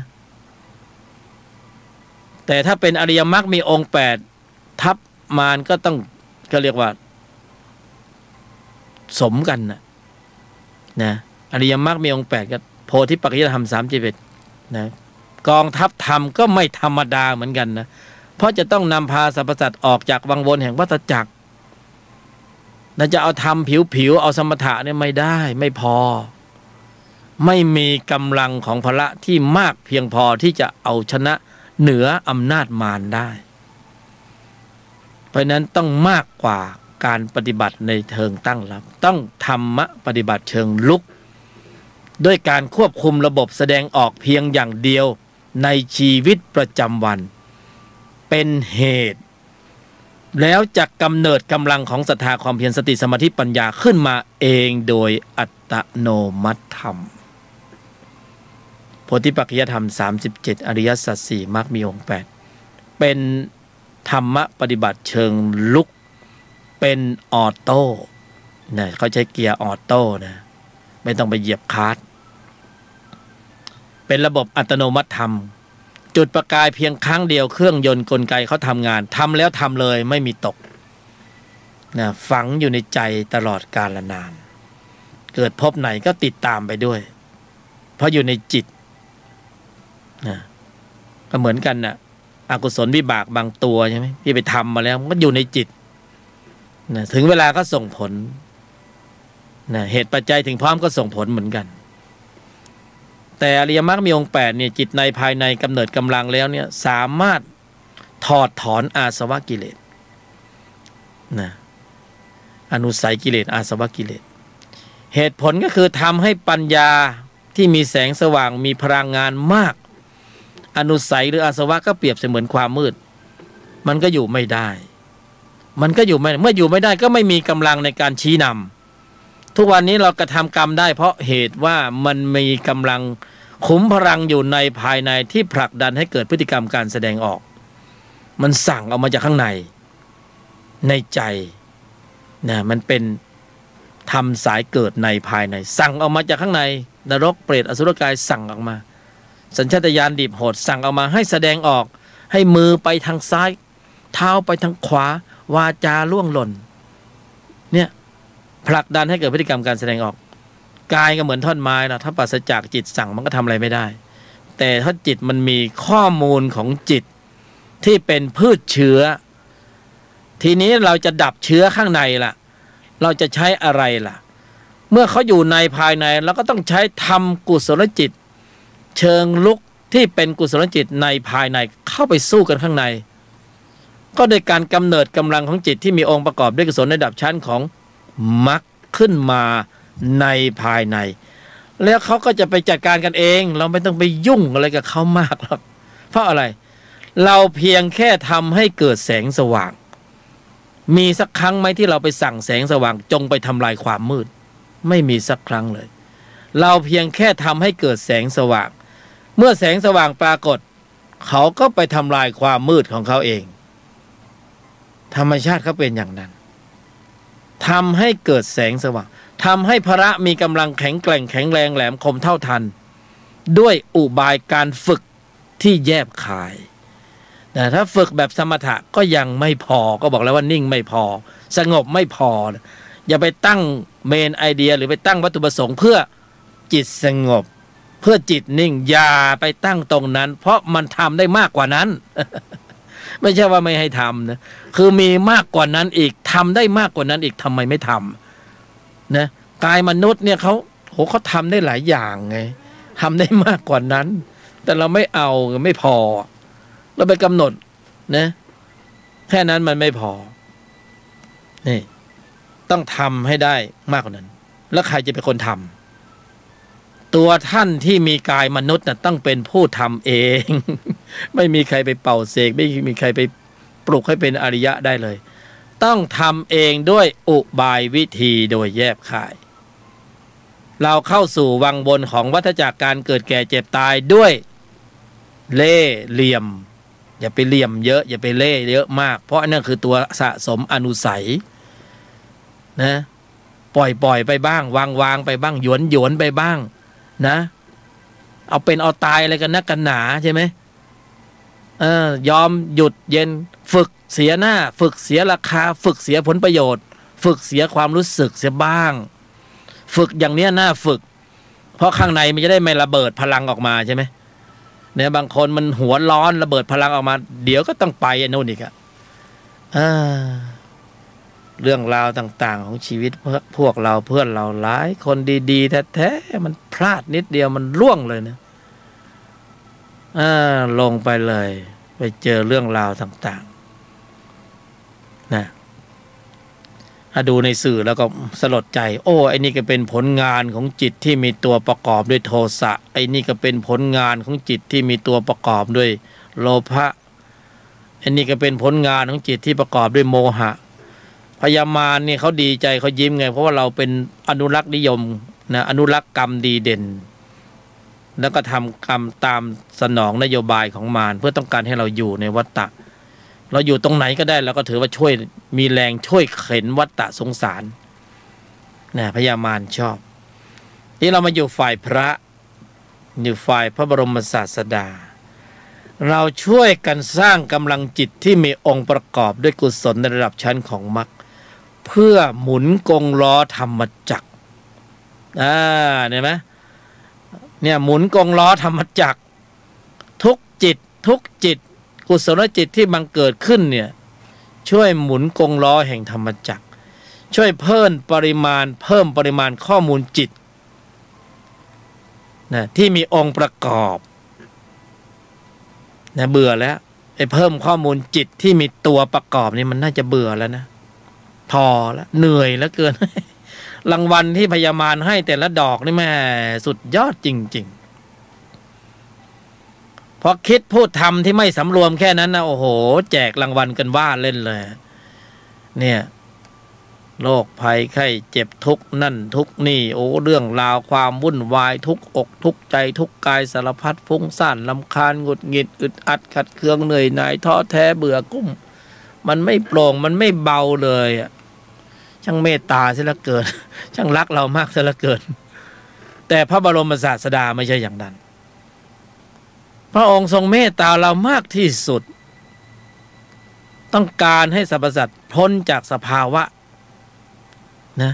โดยการทำกรรมขาวผลิตกรรมขาวผลิตกุศลจิตด้วยอุบายวิธีที่พระองค์ชี้นำแล้วกำเนิดกำลังขึ้นมาพอกำเนิดกำลังพ้นแล้วพ้นรัศมีแล้วนะแต่กระแสเข้าไปอยู่ในกระแสของอริยบุคคลนี่เราไม่ได้อยู่ในกระแสอริยะเลยเนี่ยเราดูส่องรู้ดูใจเราแล้วก็เห็นโอ้โหอันนี้มันกระแสมารไอ้เบื้องหน้าที่เราไหลไปนี่ไม่ไปนรกก็ไปเปรตหรอวะไม่ไปเปรตก็ไปสัตว์เดรัจฉานก็ยังดีว่ะสุดท้ายนะเวียนไปเวียนมาคือได้ไปทุกจุดอะแต่ว่าจุดไหนไปก่อนแค่นั้นนี่มันส่องรู้ดูเห็นเลยโอ้ยอุบายวิธีเนี่ยตอนหลังก็เลยต้องใช้อุบายวิธีโดยแยบคายเพราะเหลี่ยมครูมันทำมาเยอะแล้ว สร้างกรรมมาเยอะแล้ว โอ้ยพอกพูนโดยวัตถุแต่ว่าจิตใจมันตกต่ำย่ำแย่หวาดหวั่นวิตกกังวลกลัวนู่นคนนี้ทีนี้พอได้มากขึ้นเริ่มกลัวแล้วกลัวจะเอาทรัพย์สมบัติไปทิ้งไปไหนดีแล้วใครจะมาสานต่อนะใครจะมาชุบมือเปิบต่อจากเราเก็บไว้ตั้งเยอะตั้งแยะเลยแล้วจะเอาไปยังไงดีวะเนี่ยขนอะไรไปไม่ได้สักอย่างเลยหวาดหวั่นวิตกกังวลไอ้ภาพเก่าๆมันก็ผุดขึ้นมาเลยโอ้ยกูไปเวรไปกรรมไว้ตรงนั้นกูไปทำมันไว้โอ้โหกูเห็นน้ำตาลูกมันโอ้ยกูไม่น่าเลยคืนไม่ได้จิตเป็นอกุศล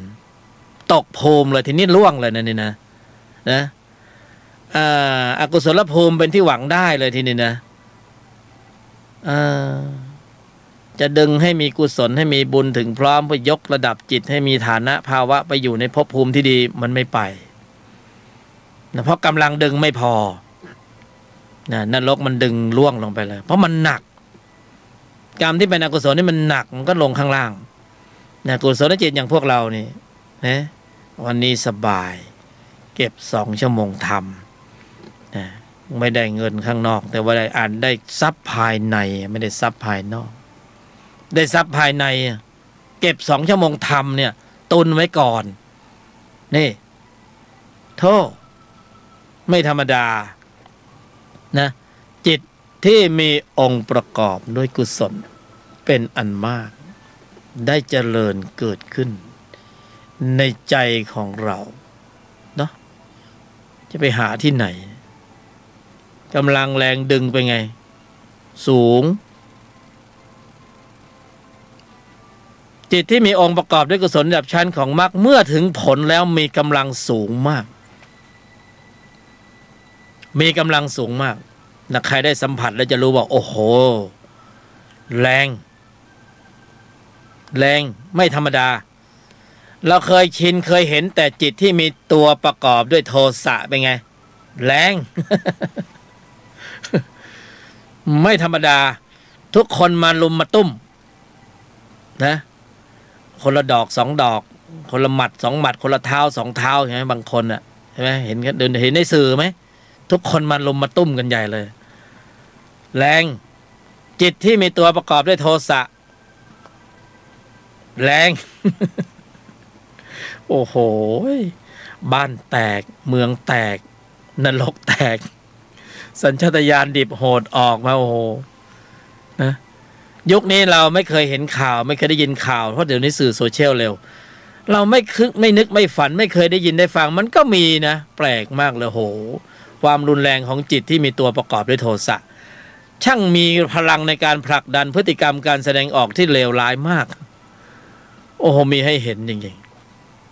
ๆจิตที่มีตนประกอบด้วยศรัทธาความเพียรสติสมาธิปัญญาฌานปัญญาญาณ นั้นแรงเหมือนกันแรงมากนะปรุงแล้วจะได้เห็นพลังของฌานพลังของปัญญาพลังของญาณความรวดเร็วสูงในการควบคุมระบบแสดงออกนะโอ้อธิบายไม่ถูกสักครั้งหนึ่งก็เป็นอานิสงส์อันยิ่งใหญ่เนี่ยความสามารถในการทำลายล้างหรือในการดับอนุสัยที่จะขึ้นสู่วิถีจิตนั้นถึงขนาดว่าคือความเร็วเนี่ยสูงมากในการผลักในการดันในการถอดถอนอนุสัยหรืออาสวะเขาจะค่อยๆถอดถอนปลดเขาเรียกถอดยศทีละยศทีละยศออกไปนะชั้นตัวนี่นะจะถูกอำนาจการของจิตชั้นตนเนี่ยเหตุการณ์ที่พูดนี้เขาเกิดขึ้นในใจของเราในใจของพวกเราทุกคนเนี่ยมีหมดมีเหตุการณ์นี้หลายท่านได้สัมผัสสภาวะนั้นแล้วแต่ว่าไม่มีโอกาสได้มาสื่อสารถ่ายทอดเหมือนผู้บรรยายผู้บรรยายนี่สักครั้งหนึ่งก็โอ้โหท่านนึกแล้วมันบอกไม่ถูกอ่ะแค่นึกถึงก็ปีติสุขนี่แนบแน่นหนักหน่วงอยู่ในใจอยู่ตลอดการเวลานั่นนึกถึงแล้วโอ้โหเป็นสภาวะธรรมที่ต้องปรุงพวกเราต้องปรุงถ้าปรุงแล้วจะได้สัมผัสเหมือนกันถึงระดับหนึ่งเมื่อเหตุปัจจัยของความดีที่เป็นกุศลมีความถึงพร้อมในระดับหนึ่งไม่ใช่มาจัดสรรถ้อยคำที่มันเพราะสวยหรูไม่เอานะแต่ที่นำเสนอนี่สัจจะภาวะมีจริงเป็นจริงพวกเราที่เป็นมนุษย์มีกายมนุษย์สามารถปรุงให้ปรากฏเกิดขึ้นได้ในยุคสมัยที่มีกายมนุษย์สามารถทำให้เกิดขึ้นได้นะเมื่อเหตุปัจจัยมีความสมบูรณ์ถึงพร้อมพระจะกำเนิดกำลังขึ้นมาเป็นเขาเรียกว่าสภาวะญาณนะเพราะนั้นฌานไม่ต้องพูดถึงข้ามไปแล้วนะแล้วถ้าจะมีสภาวะญาณเนี่ยเราย้อนมาเล่นฌานเราก็จะไม่หลงฌานนะบางคนไม่เคยนั่งสมาธิไงอ้าวตั้งกายตรงดำรงสติมั่นนะภาวนาบริกรรมภาวนาก็ภาวนาไปวิตกวิจารปีติสุขสัมผัสแล้วหรูแล้วเนี่ยหรูแล้วมีมากกว่านั้นอีกนะสภาวะญาณนี่จะเป็นอัตโนมัติธรรมที่ทุกคนที่มีกายมนุษย์สามารถปรุงให้ปรากฏเกิดขึ้นได้ในใจ แล้วเมื่อมีกำลังมากขึ้นเนี่ยถอดถอนอัตตาตัวกู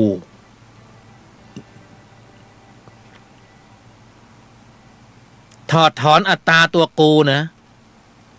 ไม่ใช่ไปท่องว่าโอ้ยทุกอย่างเป็นอนัตตาอนัตตาอนิจจังทุกขังอนัตตาท่องจำแต่ว่าเนื้อในมันไม่ไป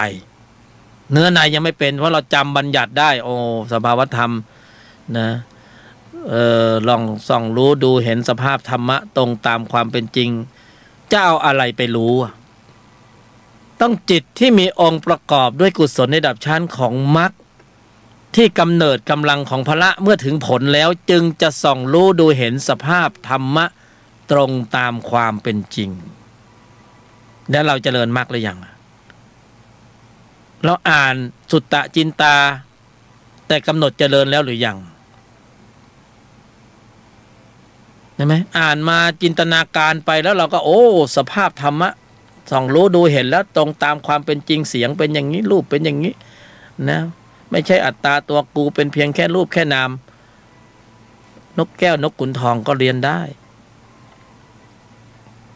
นะแต่ต้องกำเนิดกำลังจากกระบวนการในการปรุงโดยผ่านกลไกเครื่องกรองที่เป็นอริยมรรคมีองค์8แล้วให้กำเนิดกำลังของพระที่มีกำลังสูงอันได้แก่พระมีกำลังสูงมากขึ้นเมื่อมีกำลังของศรัทธาความเพียรสติสมาธิปัญญามีกำลังมากขึ้นแล้วในระดับนั้นจึงจะส่องรู้ดูเห็นเข้าถึงสภาวธรรมตรงตามความเป็นจริงเรายังไม่ทันปรุงมรรคเลยจะไปโอ้โห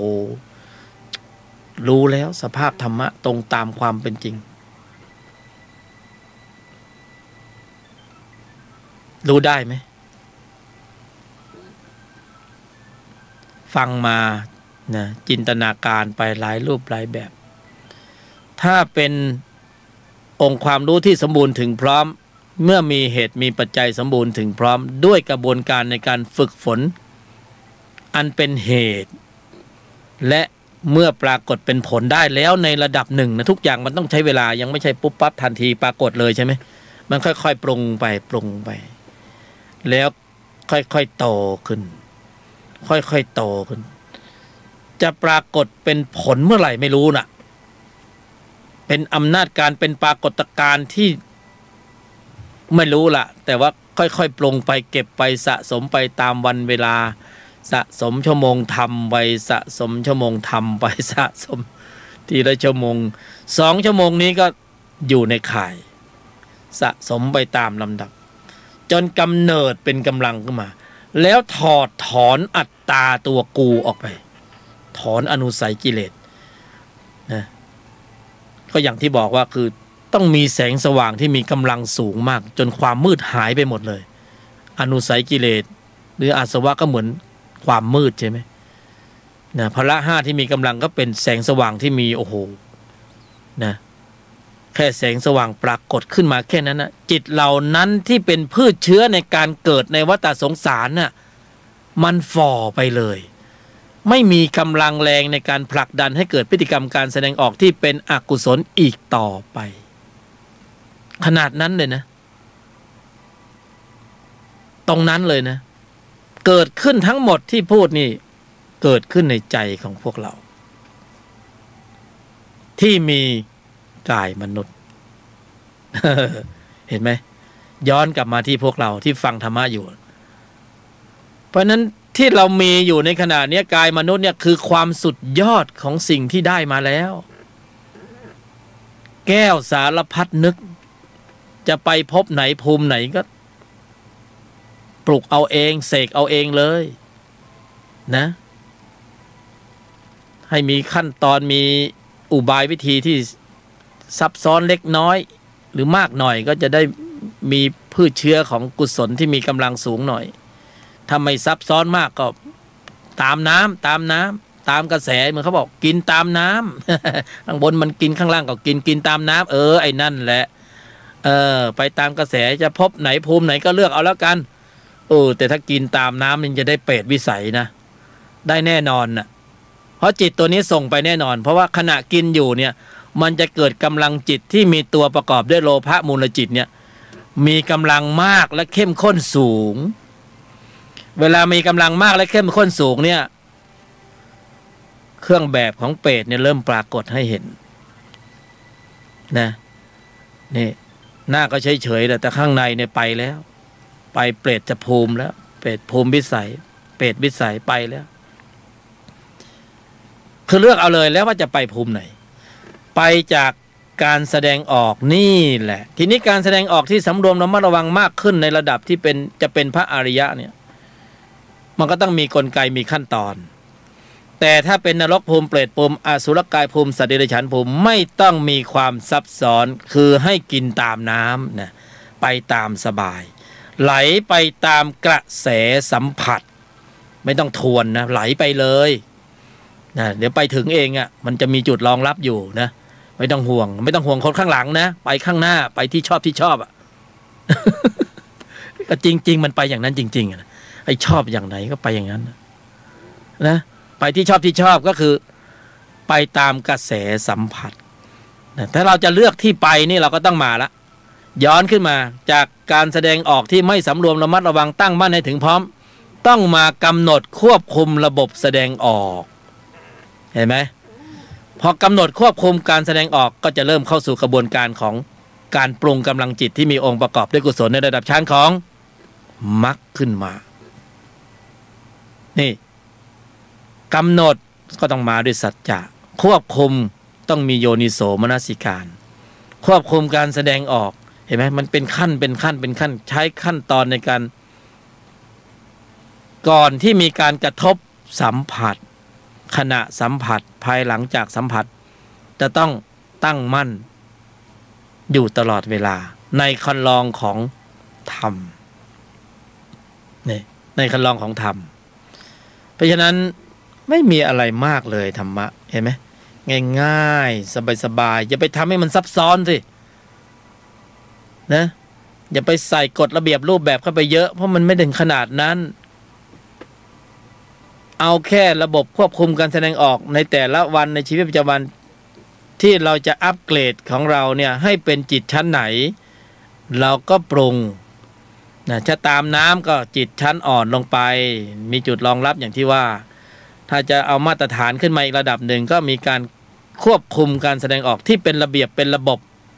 เป็นมาตรฐานที่นะมีปัญญาคุ้มครอง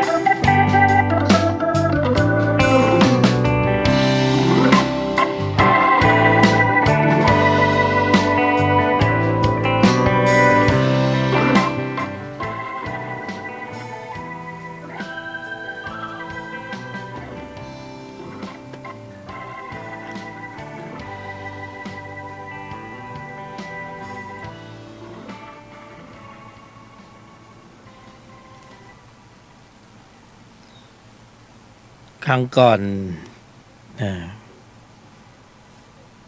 อุบายวิธีนิ่งในไม่โต้ตอบนะนิ่งในไม่โต้ตอบอันนี้ต้องฝึกบ่อยๆหลายครั้งที่เราหลุดเนี่ยการแสดงออกหลุดคำพูดเนี่ยหลุดแล้วมันก็มีเหตุมีเรื่องมีราวเยอะแยะเต็มไปหมดเราใช้ชีวิตประจำวันเนี่ยเราต้องปราลบนะความเพียรต้องปราลบ ต้องตื่นรู้พร้อมสำหรับการที่จะต้องอนุมัติการแสดงออกการแสดงออกต้องอนุมัติเรามีบรรทัดฐานของใจที่วางไว้ในโลกที่สัมผัสเราต้องเจอข้อสอบแต่เราเจอข้อสอบเราก็จะนิ่งในไม่โต้ตอบเราจำอะไรไม่ได้แล้วเราจำได้แค่นี้แล้วก็นิ่งในไม่โต้ตอบเนี่ยมันกรองอยู่ข้างในภาวนาเนี่ยใช้เป็นคำภาวนาเลยภาวนานิ่งในไม่โต้ตอบเหตุกระทบมาแล้วพยายามนิ่งไว้ก่อนนะคือชะลอตัวชะลอตนนะที่จะพูดจะคิดจะทำเราก็ค่อยๆอนุมัตินะเพราะว่าพลั้งไปแล้วพลาดไปแล้วมันแก้ไม่ได้มันมีผลกระทบย้อนรอยนะนึกได้ก็กรองไว้ในใจอยู่อันนี้คือตัวปฏิบัติตนปฏิบัตินะเป็นตนปฏิบัติในชีวิตประจำวันว่าเราพร้อมที่จะควบคุมระบบแสดงออกพอเรารู้แล้วว่าเวลาแสดงออกแต่ละครั้งมันจะมีกุศลกรรมและอกุศลกรรมถ้าเลือกได้เราก็เลือกกุศลกรรมปัญหามันมีทุกจุดแต่เราต้องแก้ด้วยจิตที่มีกุศลปัญหามีทุกจุดทุกที่ไม่ว่าในบ้านในครอบครัวที่นั่นที่นี่โรงเรียนโรงพยาบาลสถานที่ทำงานเราต้องแก้ไขด้วยจิตที่เป็นกุศลเพราะยังไงมันต้องแก้อยู่ดีเราจะไปใช้จิตตัวเดิมที่เคยใช้มันก็จะเป็นปัญหาเข้าไปใหญ่โทสะจิตมันก็แก้อะไรไม่เคยได้เต็มที่นะ มีแต่แค่วางก้างวางอำนาจบาดใหญ่ได้แค่นั้นนะแต่คนเขาเกลียดแต่ถ้าใช้เมตตาธรรมมันก็จะง่ายขึ้นทุกอย่างก็จะได้รับความร่วมมือเพราะนั้นเราก็โยนิโสมนสิการนะพยายามภายในนะคือในภายในเนี่ยมันกรองไว้ข้างในนิ่งในไม่โต้ตอบสถานที่ที่ปฏิบัติธรรมทุกที่ทุกแห่งนะทุกที่ทุกแห่งที่มีการกระทบสัมผัสต้องตื่นรู้อยู่ตลอดเวลามันลืมบ้างก็ลืมไปแต่ระลึกขึ้นได้ก็ระลึกไปลืมได้ก็ลืมไปเพราะว่าตาเราเห็นรูปหูได้ยินเสียงจมูกได้กลิ่นสิ่งเล่ามันมาเยอะรอบตัวรอบใจเรามันยังเผลอไปบ้างเป็นธรรมดาเพราะเรายังไม่ใช่พระอริยบุคคลเนี่ยถ้าเป็นพระอริยบุคคลมันก็ไม่เผลอท่านก็ไม่เผลอแต่เรามันเป็นปุถุอยู่มันก็หนาเพราะข้อมูลใจเรามีข้อมูลจิตที่มีตัวประกอบอยู่เยอะเพราะนั้นมันก็ต้องเผลอไอ้ตัวเผลอนี่แหละมันจะตัวทำกรรมตัวสืบทอดกรรมเราต้องไม่เผลอแล้วก็โยนิโสมนสิการไว้ในใจอยู่ตลอดเวลายืนเดินนั่งนอนไปไหนมาไหนขับรถโยนิโสมนสิการนะนึกอะไรไม่ออกก็นิ่งในไม่โต้ตอบ เอาแค่นี้รับชอบแต่เพียงเท่านี้ก็พอคอยเก็บวางข่ายไว้เหมือนแมลงมุมชักใยใช่ไหมชักใยวางข่ายไว้ก่อนรับผิดชอบเพียงแค่ขอบข่ายที่เราวางไว้แค่นี้นะไม่ต้องออกไปไกลมากวางข่ายไว้รับชอบแต่เพียงเท่านี้ปล่อยเรดาร์ครอบคลุมพื้นที่ไว้แค่เนี้ยมีข้อสอบมาก็นิ่งไหนไม่โต้ตอบแล้ววะเฉยไว้ก่อนดูท่าทีก่อนนะดูท่ามันก่อนเนี่ยไม่ว่าจะเป็นอะไรก็ได้บุคคลสัตว์สิ่งของเรื่องราวต่างๆข้อสอบโดยเฉพาะในครอบครัวนี่ทำยากที่จริงสถานที่ปฏิบัติธรรมที่ดีมากที่สุดคือที่มีจุดกระทบแบบสบายๆในครอบครัวเนี่ยเอาข้อเดียววันหนึ่งตั้งใจว่าจะพูดกับคนในครอบครัวให้ดีที่สุดแค่นี้ก็พอละ แค่นี้ก็หรูแล้วธรรมะปฏิบัติรับชอบเพียงแค่ขอบเขตนี้ ตั้งใจว่าจะพูดกับบุคคลในครอบครัวให้ไพเราะดีที่สุดนุ่มนวลที่สุด อันเนี้ยก็คือสติมันจะเข้ามาคอยควบคุมระบบแสดงออกพูดดีๆนะถึงแม้มันจะโดนถ้อยคำที่พูดไม่ดีย้อนรอยกลับมาก็ตามแบบความเคยชินแบบไม่ต้องกันเองเกรงใจอะไรกันมากนักหรอกคนกันเองนะอัดเข้าไปเลยตูมแต่ทีนี้เราตั้งลำเลยเราตั้งใจจะพูดกับคนในครอบครัวให้ดีที่สุดนุ่มนวลที่สุดพูดช้าๆนะพูดเบาๆไม่กระแทกเด็กดัน นะนี่เบาๆตั้งใจแค่สติระลึกถึงความตั้งใจแค่เนี้ยเราต้องการแค่สติระลึกรู้ความตั้งใจแค่นี้เราไม่ได้ต้องการเนื้อหาสาระว่าคุณจะหวานแหววขนาดไหนผมไม่ต้องการ ไม่ได้ต้องการขนาดนั้นนะแต่ต้องการเพียงแค่สติระลึกรู้แค่ตั้งใจจะพูดให้ดีแค่ต้องการแค่นี้นะแต่ไม่ได้ต้องการรายละเอียดว่าจะต้องหวานแหววดอกไม้โปรยลงมา ไม่มีนะเอาแค่ตั้งใจว่าจะเริ่มที่ตัวเราก่อนนะให้ตนศรัทธาตนความเพียรตนสติตนสมาธิตนปัญญาเนี่ยได้สำรวมวาจาได้เข้ามาควบคุมการสำรวมวาจานะให้ทำหน้าที่จะได้ฝึกตนให้แข็งแรงขึ้นนี่เอาแค่นี้ก็พอบุคคลในครอบครัวเนี่ยพ่อบังแม่บังนะลูกบังสามีบังภรรยาบังนี่เอาแค่นี้ก่อนนะไม่ต้องไปไกลนะแค่สติระลึกรู้ว่าจะพูดกับคนในครอบครัวให้เพราะที่สุดนี่นะแล้วไม่ใช่ดัดจริตแต่งคำแบบโอ้โหจีบปากจีบคอไม่ใช่นะ เอาพอดีว่าเราไม่ใช่เถไถไม่ใช่มีไถยจิตไม่ใช่มีเละนะไม่ใช่มุ่งหวังอะไรนะเพียงแต่ว่าเรากำลังจะฝึกตนในภายในแค่อย่างเนี้ยนะหรือคนที่ทำงานก็ได้ที่ทำงานก็จะพูดกับลูกค้าให้เพราะที่สุดเขามาซื้อของเขาเอาเงินมาให้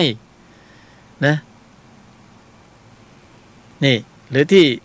โรงพยาบาลเขาคนไข้เขาก็เจ็บอยู่แล้วปวดอยู่แล้วเขาก็พูดกับเขาดีๆเพราะคือตั้งใจคือเราต้องการเอา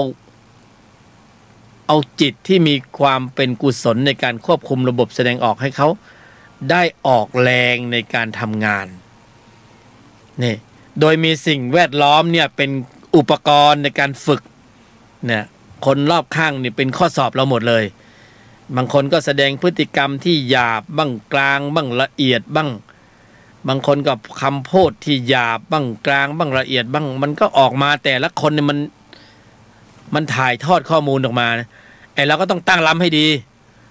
นะ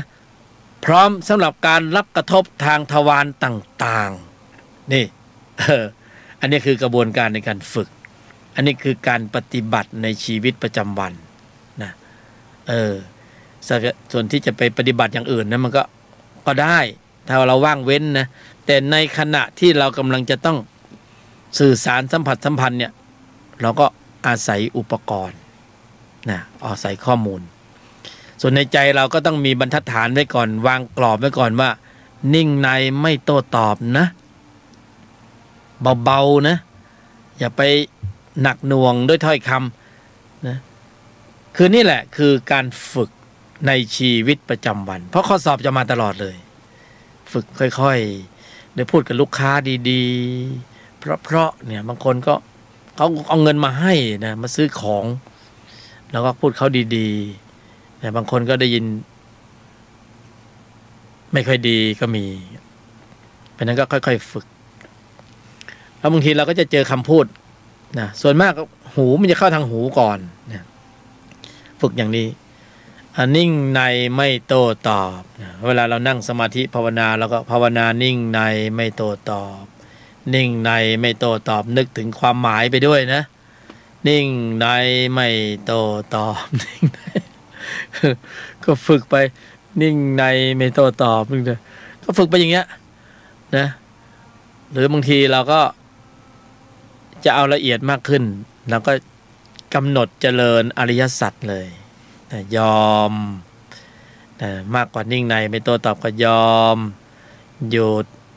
เย็นนะอันนี้สูตรสำเร็จคือสูตร4ยอโยนิโสมนสิการนะอันนี้คือทบทวนนะเคยบรรยายแล้วแต่ทบทวนขยายความโยนิโสมนสิการยอมนะหยุดเย็นนะเหมือนสอนเด็กอนุบาลเลยนะ นิ่งในทีละคำนะอย่าเร็วเดี๋ยวก็นักเรียนจำไม่ได้นิ่งในไม่โต้ตอบตามด้วยนิ่งในไม่โต้ตอบยอมหยุดเย็นเริ่มต้นด้วยโยนิโสมนสิการยอมหยุดเย็นนะท่องไว้ในใจอยู่ตลอดเวลาแล้วก็ไม่ใช่นั่งอยู่กับที่นะเดินไปไหนมาไหนทำมาหากินทำธุรกิจหน้าที่ต่างๆก็ทำไปเลยข้างในใจก็โยนิโสมนสิการกระทำไว้ในใจโดยแยบคายยอมนะแล้วนึกถึงความหมายด้วยนะยอมก็คือทุกข์เป็นยอมนี่เป็นตัวแทนของคำว่าอริยสัจที่เป็นทุกขสัจนะทุกขสัจใช้คำว่ายอมคำเดียวทุกขสัจก็ทุกกายทุกใจนะเสียหน้าเสียราคาเสียผลประโยชน์เป็นธรรมที่ต้องกำหนดรู้นี่นะกำหนดรู้ยอมรับความเป็นจริง ทุกเป็นธรรมที่ต้องกำหนดรู้นะทำความเข้าใจและยอมรับความเป็นจริงมันจะทำอะไรไม่ได้หรอกต้องยอมรับความเป็นจริงนะทุกกายกันเวลานอนอยู่โรงพยาบาลใช่ไหมทำอะไรไม่ได้หรอก กำหนดรู้อ๋อทุกเป็นอย่างนี้ทุกเจ็บกายปวดตรงนะหัวใจบ้างปอดบ้างตับบ้าง เนื้อหนังมังสาบ้างนะทุกนะใจจะได้ไม่ทุกข์ไปด้วยไงกายทุกข์อย่างเดียวใจอย่าได้ทุกข์ไปด้วยก็คือทำความเข้าใจนะไม่ใช่ทุกข์กายไปด้วยแล้วใจมันก็โอ้โหฟุ้งซ่านอยากหายนะฟุ้งซ่านรำคาญรำคาญยังไงโรคภัยไข้เจ็บไม่หายสักทีรำคาญฟุ้งซ่านรำคาญหงุดหงิดคนมาเที่ยวหาก็ หงุดหงิดอึดอัดขัดเคืองเหนื่อยหน่ายนะอยากจะออกจากโรงพยาบาลแล้วไม่ออกสักทีนะคือทุกข์เป็นธรรมที่ต้องกำหนดรู้นะทำความเข้าใจแล้วก็ทำอะไรไม่ได้สักอย่างยอมรับความเป็นจริงมันจะเถิดนะโยม ทุกข์เป็นธรรมที่ต้องกำหนดรู้ทำความเข้าใจทำอะไรไม่ได้มากไปกว่านี้คือยอมรับความเป็นจริงนะก็คือทำใจไว้เถิดนะนี่ยอมโยนิโสมนสิการยอมหยุดนะคำที่สองคือหยุดเดี๋ยวขยายความสมุทัยเหตุของการแสดงออกที่ไม่สำรวมระมัดระวังตั้งมั่นถึงพร้อมเป็นเหตุของทุกข์นะภายใต้การผลักดันของจิตที่มีโลภะโทสะโมหะวิชชาตัณหาอุปาทานทุกข์เป็นธรรมที่ต้องกำหนดรู้กำหนดรู้แล้วนะจ๊ะนะ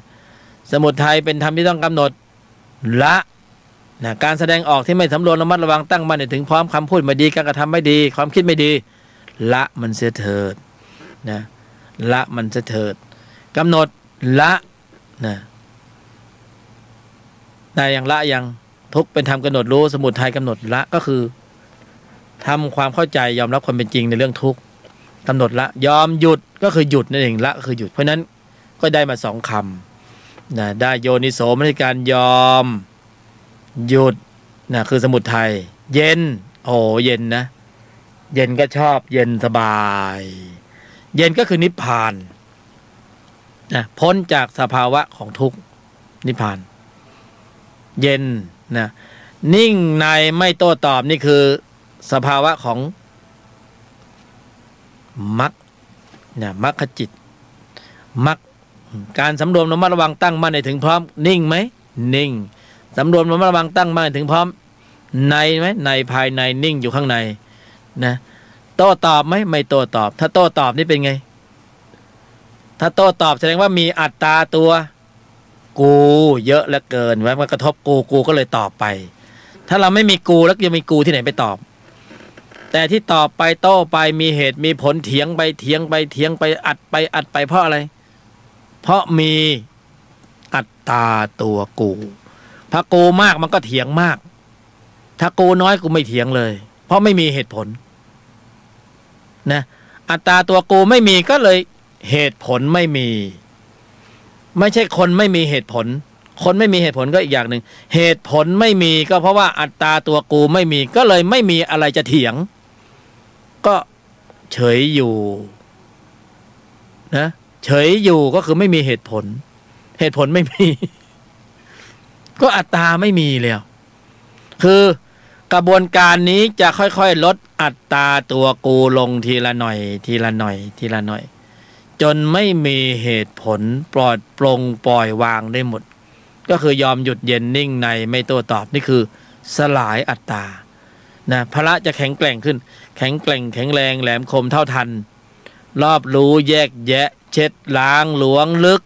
ถอดถอนอะไรถอดถอนในที่นี้คือถอดถอนอัตตาตัวกูนะเมื่อกูไม่มีประทานโทษนะมึงก็ไม่มีนะเวลาคนเถียงกันเป็นไงกูมึงเพราะมีอัตตาตัวกูเมื่อกูมีอัตตาตัวกูฝ่ายตรงข้ามก็มีอัตตาตัวมึงนะเมื่อกูไม่มีมึงก็ไม่มีคือเราไม่ต้องไปห่วงเขาว่าเขามีมึงหรือไม่มี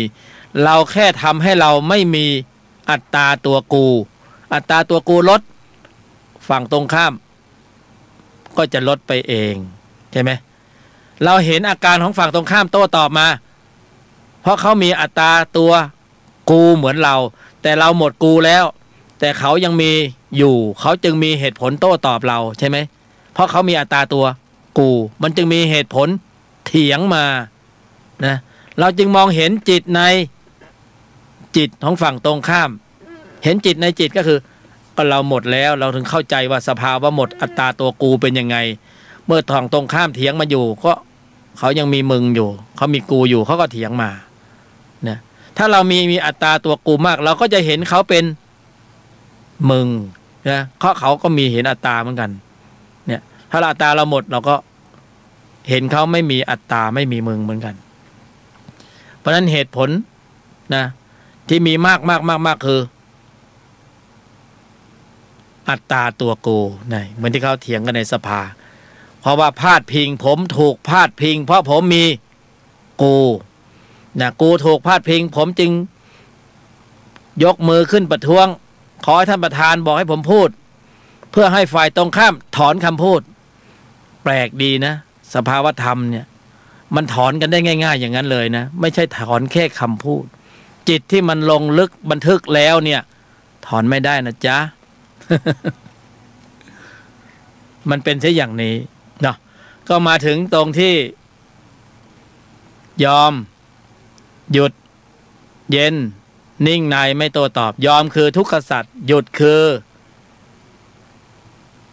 สมุทัยสัจเย็นคือนิพพานนะยอมนิ่งในไม่โต้ตอบก็คือมรรคสัจเพราะอริยมรรคมีองค์8ก็จะเข้าสู่กระบวนการต่อในเรื่องของการกำหนดควบคุมการแสดงออกพอกำหนดควบคุมการแสดงออกแล้วทุกอย่างก็จะมาสรุปลงที่หยุดเย็นนิ่งในไม่โต้ตอบยังกุศลได้ถึงพร้อมทำจิตใจให้ขาวรอบไม่ทำบาปทั้งปวงสรุป เป็นอย่างนั้นนะและทีนี้ขยายความอีกข้อหนึ่งก็คือเรื่องของกำหนดเจริญโพธิปักขิยธรรม37ประการอันนี้ไม่เหมือนในบัญญัตินะเพราะว่านี่คือธรรมะประยุกต์ที่เอาธรรมที่ศึกษาเจริญอบรมมาเพื่อประยุกต์ใช้ในชีวิตประจำวันไม่เป็นมาตรฐานว่าจะต้องเป็นอย่างนี้เป็นแต่เพียงแนวความคิดเห็นของผู้บรรยายธรรมท่านหนึ่งซึ่งเพียงแค่มาฝึกฝนการบรรยายและแสดงทัศนคติเท่านั้นนะเพราะฉะนั้นไม่เป็นมาตรฐานนะเขาต้องออกตนไว้ก่อนว่าเดี๋ยวคนเขาหาว่าผู้บรรยายไปชี้นำในทางที่ผิดออกนอกลู่นอกทางหรือเปล่าผู้ที่เรียนบัญญัติเขาก็จะพูดอีกอย่างหนึ่งแต่ว่าโดยสภาวธรรมที่เราใช้ในการเจริญอบรมศึกษาปฏิบัติในชีวิตประจำวันเนี่ยแล้วได้ผลเป็นที่พอใจแล้วในระดับหนึ่ง จนปรากฏเป็นสภาวะของฌานปัญญาญาณได้ในระดับหนึ่งจึงได้ถ่ายทอดนำเสนอออกมาเพื่อที่เอาไว้ในการตรวจสอบตรวจทานของผู้ที่ใฝ่ศึกษาธรรมะประเด็นข้อสุดท้ายที่จะนำเสนอก็คือการกำหนดควบคุมระบบแสดงออกก่อนที่จะมีการกระทบสัมผัสทางทวารต่างๆอันนี้ก็คือโพธิปักขิยธรรม37ประการเชิงปฏิบัตินะเชิงบัญญัติเชิงอะไรก็แล้วแต่นี่คือเชิงปฏิบัตินะถ้าผู้รู้ผู้ฟังผู้เข้าใจศึกษาธรรมะก็ต้องเอาไปตรวจสอบตรวจทานนะถ้ามีเมตตาก็ขอองค์ความรู้ชี้แนะชี้นำก็ขอน้อมรับด้วยความยินดีการกำหนดหมายก็คือกำหนดเจริญควบคุมการแสดงออกซึ่ง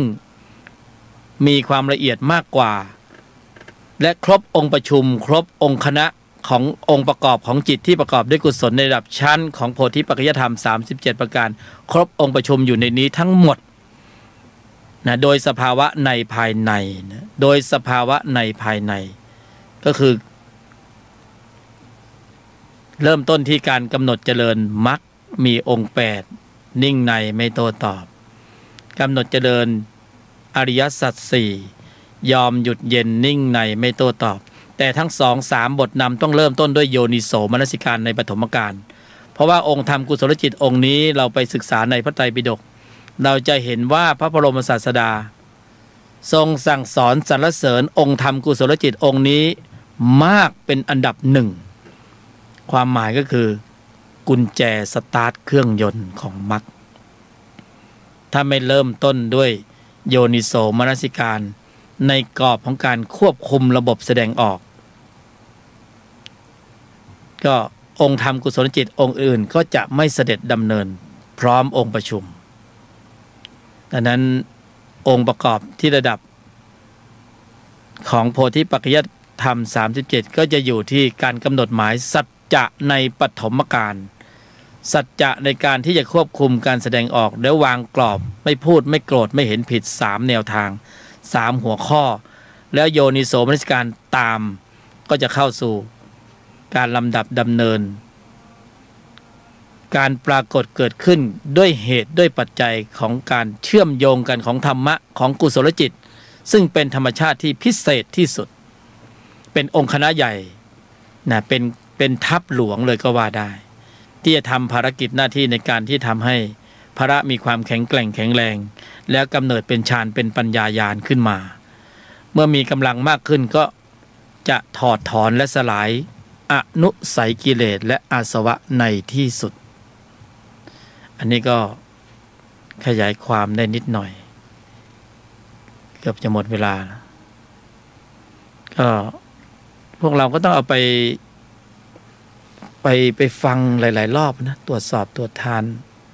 ดูความเป็นได้ความเป็นไปได้ความเป็นจริงแล้วก็ไปทดลองปฏิบัติสำคัญคือเราจะต้องทำให้เกิดสภาวะขึ้นมาด้วยการสร้างอุบายขึ้นมาแล้วก็ปฏิบัตินะโดยมีโยนิโสมนสิการเป็นบทนำเราจะกระทำได้อย่างนี้ในยุคสมัยที่มีกายมนุษย์แล้วก็ทำได้ดีมากด้วยแล้วก็ทำได้ทุกรูปทุกนามนะเคยตอกย้ำแล้วว่ากายมนุษย์นี่ออกแบบมาเพื่อที่สุดของธรรมกายมนุษย์ของเราทุกคนเนี่ยออกแบบมาเพื่อที่สุดของธรรมนะก็คือสูงสุดก็คือนิพพานสุดโต่งเลยแย่มากเลยคือยอดแย่คือนรกเปรตอสุรกายที่สุดก็ไปได้ตรงนั้นแต่ที่สุดของธรรมในกายมนุษย์ถูกออกแบบมาได้ทั้ง2ชั้นล่างกับชั้นบนแต่เราขึ้นข้างบนดีกว่านะข้างล่างเราท่องมาเยอะแล้วพอถึงจุดหนึ่งเนี่ยความรู้สึกมันจะบอกเองว่าใช่หรือไม่ใช่นะใช่หรือไม่ใช่ไม่ต้องมีใครมารับรองให้รับรองตนของตนเองเพราะทุกตนทุกรูปทุกนามมีตนศรัทธาความเพียรสติสมาธิปัญญาเป็นบทนำอยู่แล้วเพราะฉะนั้นจะรับรองตนเองได้เลยว่าเรามาถูกทางหรือหลงทางนะกายมนุษย์ถูกออกแบบมาเพื่อที่สุดของธรรมในที่นี้คือสามารถทำให้บรรลุธรรมได้ในยุคสมัยที่เรามีกายมนุษย์สายด่วนธรรมะปฏิบัติผู้บรรยายจะขออำลาแล้วนะ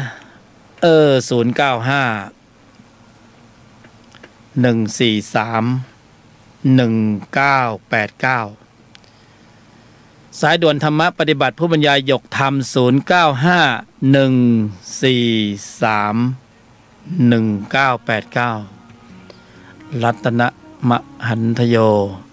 สุขโสรัตนหันตละสาธุตังขออนุโมทนาในกำลังจิตที่มีองค์ประกอบในกุศลเป็นอันมากได้เจริญเกิดขึ้นในใจของท่านทั้งหลาย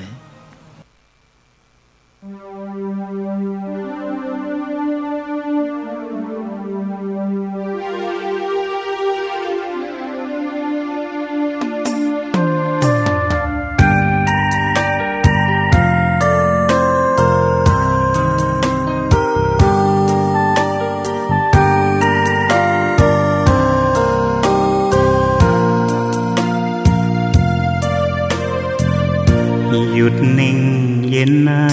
ไม่มีโต้ตอบ